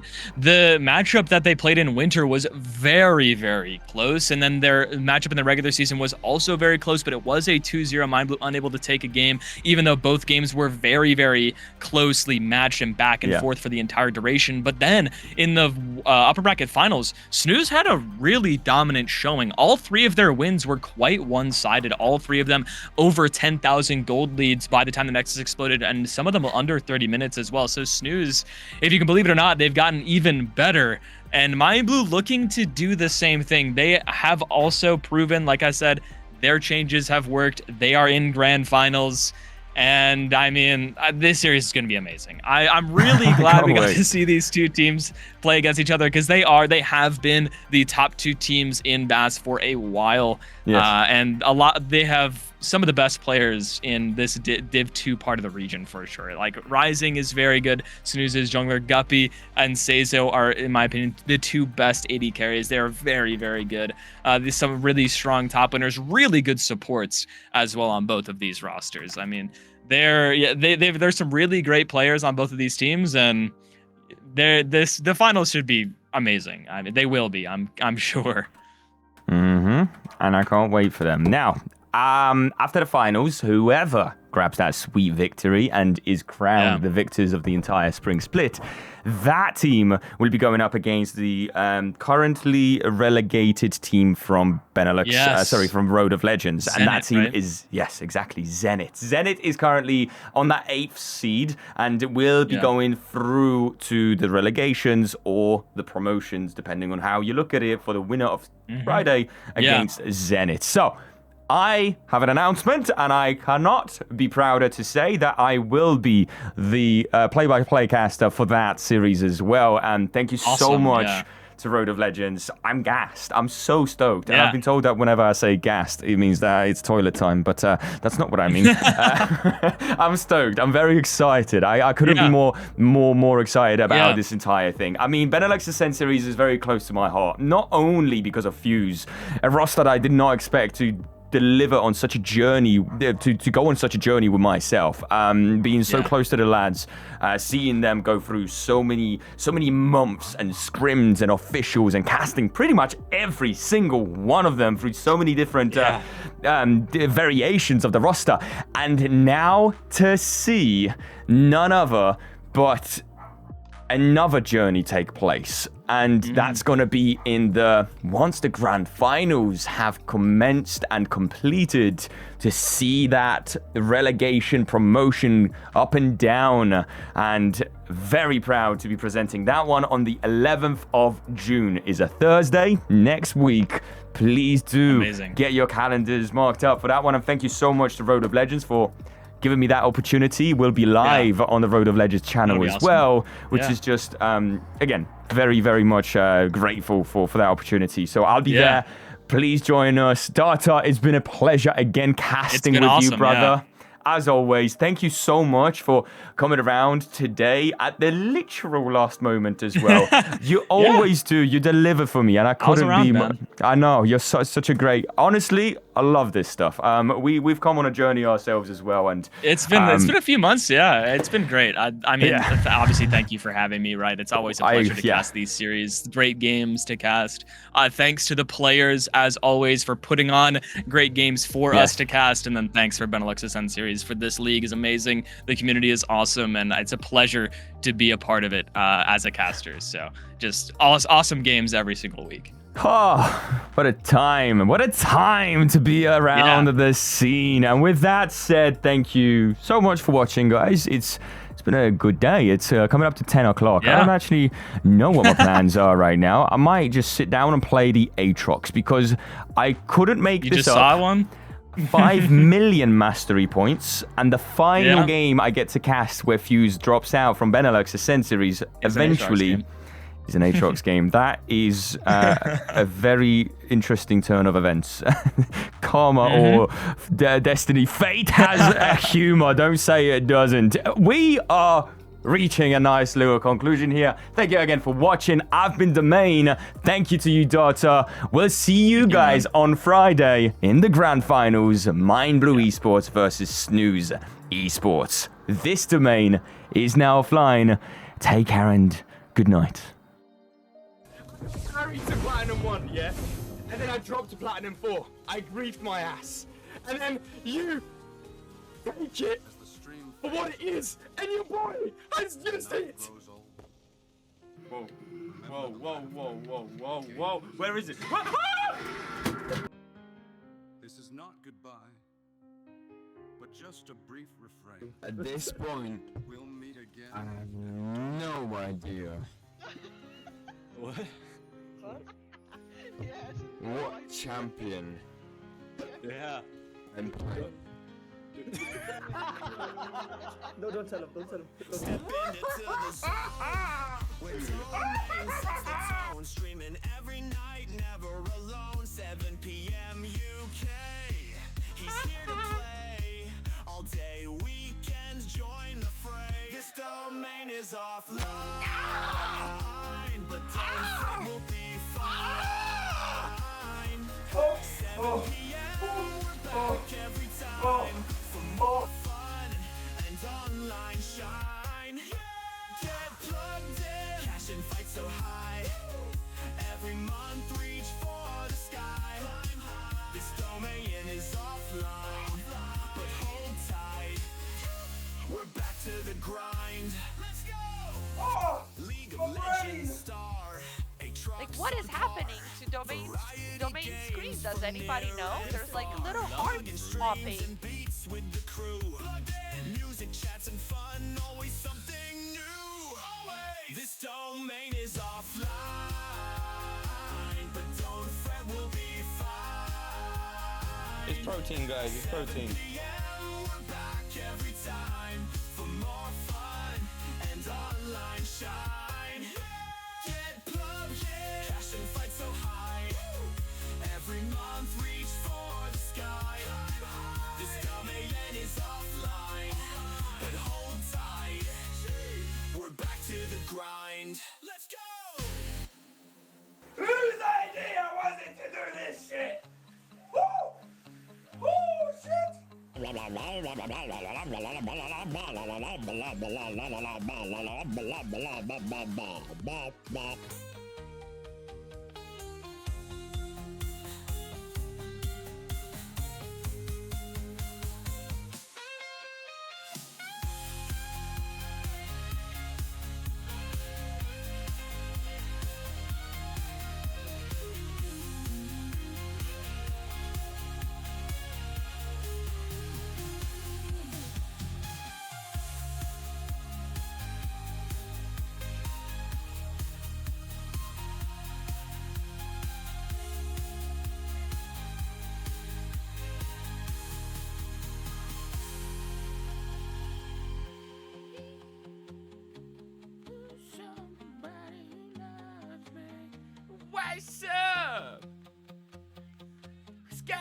word.